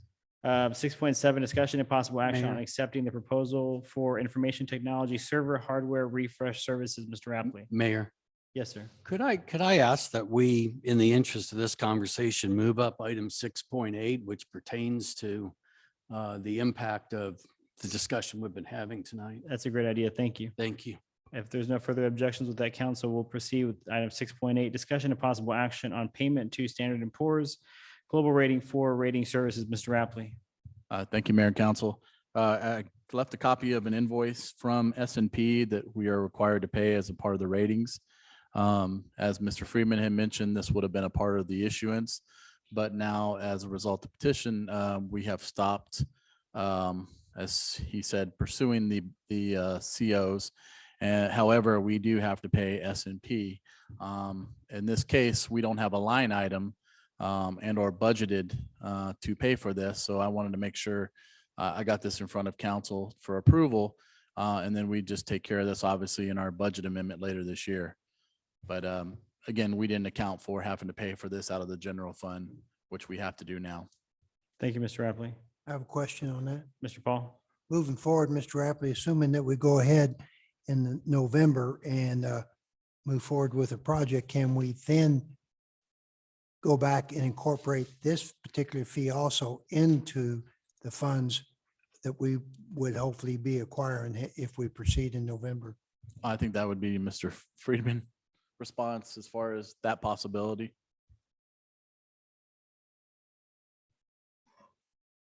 Yeah, which we have to pay this fee now based upon, My intent and purpose is to make sure you all are aware, and I was not going to pay this unless city council approved it. right, I believe we'll be able to work that, a reimbursement to through you all through, if- okay, if there were a successful. write that down. bond issuance. Thank you. Thank you, Mr. Friedman. Any further questions? Mr. Isbrand. Just one. So there's, we don't have funds allocated, dedicated in an account that would address this. This was intended to be part of the administrative costs that would have been rolled into the issuance of the certificates of obligation. Correct, sir, just like what happened in 2020. with the Okay, COs. so the $11,375 bill that we need to pay, we don't have the money dedicated to that. Thank you. Do we have a motion? Mr. Joyce. I move that we authorize Mr. Rapley to pay Standard and Poor's Global Rating Services. Second. We have a motion by Mr. Joyce, a second by Mr. May. Mr. Paul? All in favor? Unanimous. Thank you, council. We're going to digress back to 6.7, discussion and possible action on accepting the proposal for information technology server hardware refresh services. Mr. Rapley. Thank you, Mayor and Council. If you recall, we had an executive session back in December with Bridgehead in regards to our IT environment, our IT infrastructure, and our overall assessment. This involved the site observation report that they went through at the time. This led to the creation of the IT roadmap, essentially the multi-year plan to address our IT infrastructure. Obviously, with this moving forward, we'll take major steps to prepare and upgrade our IT equipment that's obviously been in need for some time from that standpoint. When we started this project and the steps we've taken, which has led to the RFP being issued, we worked with the Bridgehead on the roadmap, and they helped us craft essentially the RFP here that we went out for bids that came in on May 6th. We only received one bid, which was Bridgehead themselves. And so our recommendation is to award this to Bridgehead so we can start getting the process for improving our IT infrastructure. What I would also like to say is that Mr. Zamarone has been sort of the point of contact on this and project manager on this project, and has worked closely with Bridgehead to ensure we follow up with that IT roadmap, which was developed the IT infrastructure plan itself. By moving forward today, we've obviously taken the steps to modernize our IT infrastructure and or environment. As a result of the assessment in December, you all know kind of the score we received. So I had told you my plan was to move fast to get us modernized and reduce any vulnerability to our IT systems. Some of the problems obviously precede my tenure from that standpoint, but right now this is a major step and part of the IT roadmap to address major components of our IT infrastructure. I don't know the exact time frame. Once we get started, I'd have to get with Mr. Zamorone. We have two staff members from Bridgehead here that can answer any technical questions from this point, but our recommendation is to move forward with the one bid we received. The total cost is $73,594. If you recall, Mayor and Council, this was in the adopted budget. We took money from the ARPA funds, transferred into capital outlay to pay for this equipment and our city hall generator that is supposed to arrive later this year. Thank you, Mr. Rapley. Council? I think we can all agree that getting our IT up to sufficient standards to make sure that we're protected and all the information that we house is protected so we don't fall victim like other cities have in our community. Council, do we have any motions, questions?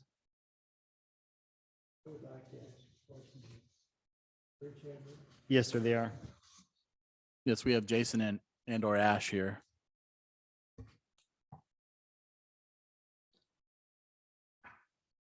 Hello, sir.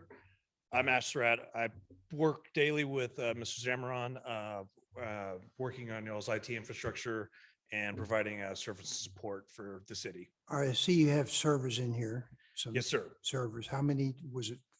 3, 4? So no, sir, it's 2 physical servers, and we're actually reusing one of the servers that's here on site.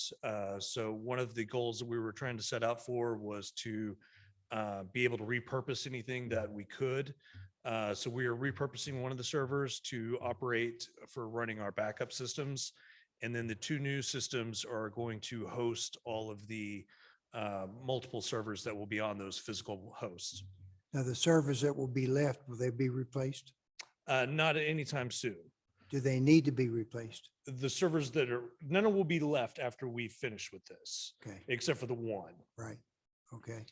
And so the next step after this would be, Yes, sir. So the next major step that's part of the roadmap is a 2-part. One of them is the email and control systems for the city. Right now, it's on some old hosted systems, and we're going to be moving over to Microsoft Cloud-based for the email and for security purposes. Okay. And then the second part of that is updating all the software that's on the servers. So the Right. first part was just upgrading the servers so that they don't get the die hardware tomorrow. straight first. Yes, sir. And then Okay. we're going to upgrade the software on those so that they're secure and compliant. The hardware right now is the most important thing because you can put software on there. and you should- Correct. Yeah. This, Okay. the hardware was the foundation, and we needed to fix the cracks in the foundation. Thank you. And Mr. Paul, without going into detail, other than what you heard in executive session at the time, we've done some preparatory work leading up to be able to install these new servers to reduce that vulnerability. So Any further questions, council? Do we have a motion to accept the proposal? Mayor, I'd make the motion that we accept the proposal. Thank you, Mr. Risbrand. Second by Mr. May. Mr. Paul? Okay. Okay, we got a second by Mr. May. All in favor? Unanimous. Thank you, council. Okay, last but not least, we have announcements of mayor and council members on items of community interest. Mr. Risbrand. On to the good things. Concert in the Commons Friday night. And I'm particularly excited to mention that on Saturday, we will have the first heavy trash collection the city has had here at City Hall from 10 a.m. to 2 p.m. From the very first day I became a member of council, I was asked by residents, how can you help us get rid of these big bulk items? I appreciate so much the work that in collaboration with Mr. Rapley to make this happen. We look forward to making it happen more often. So bring it on out on Saturday and we'll look forward to seeing you there. Mr. Paul. Yeah, I think the result of what we just been through, petitions and conversation and supposedly lack of transparency. We need citizens to get involved. I appreciate the people getting involved during the elections, but we need to be involved from the get-go. Let's don't try to play catch up when things are important. So hopefully this will start a new approach to that. Thank you.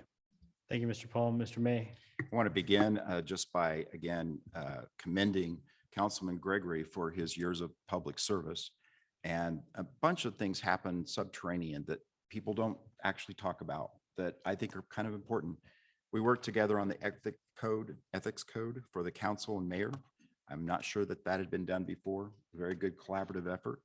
Oakville ordinance, a good collaboration. And most importantly, the street and drainage projects that actually made it over the finish line. And I certainly hope we'll continue to make progress. On to positivity, I want to talk about a couple of things. There will be a reinstatement of the Meet Your Councilman night because I think COVID is subsided. And I've invited, I guess I need to ask her preference, Councilwoman-elect Beth Daines will be invited to join me for Meet Your Councilman night. The issues are, do we go with an outdoor forum where it's going to be hot or an indoor forum where we get to enjoy some refreshments? And we'll leave that for another day discussion, but it will be on Wednesday, June the 15th, and I hope everyone can come out. Thank you, Mr. May. Mr. Joyce. Thank you, Mayor. I'd just like to mention that last Thursday, we had our next Castle Hills Business Association Business Mixer. And we had 25 or 30 attendants. It was very well attended. Thanks to the mayor for showing up, making a few remarks. We had a terrific speaker from the Bank of San Antonio. And we'll look forward to our next mixer probably in August. Mr. Gregory. As I look back, I think of one person who's always been a hero for me, and that's Mike Krzyzewski, basketball coach at Duke. His first season was a losing season. His last season was a sort of a losing season, but it was one hell of a ride in between. Thank you all. Thank you, Mr. Gregory.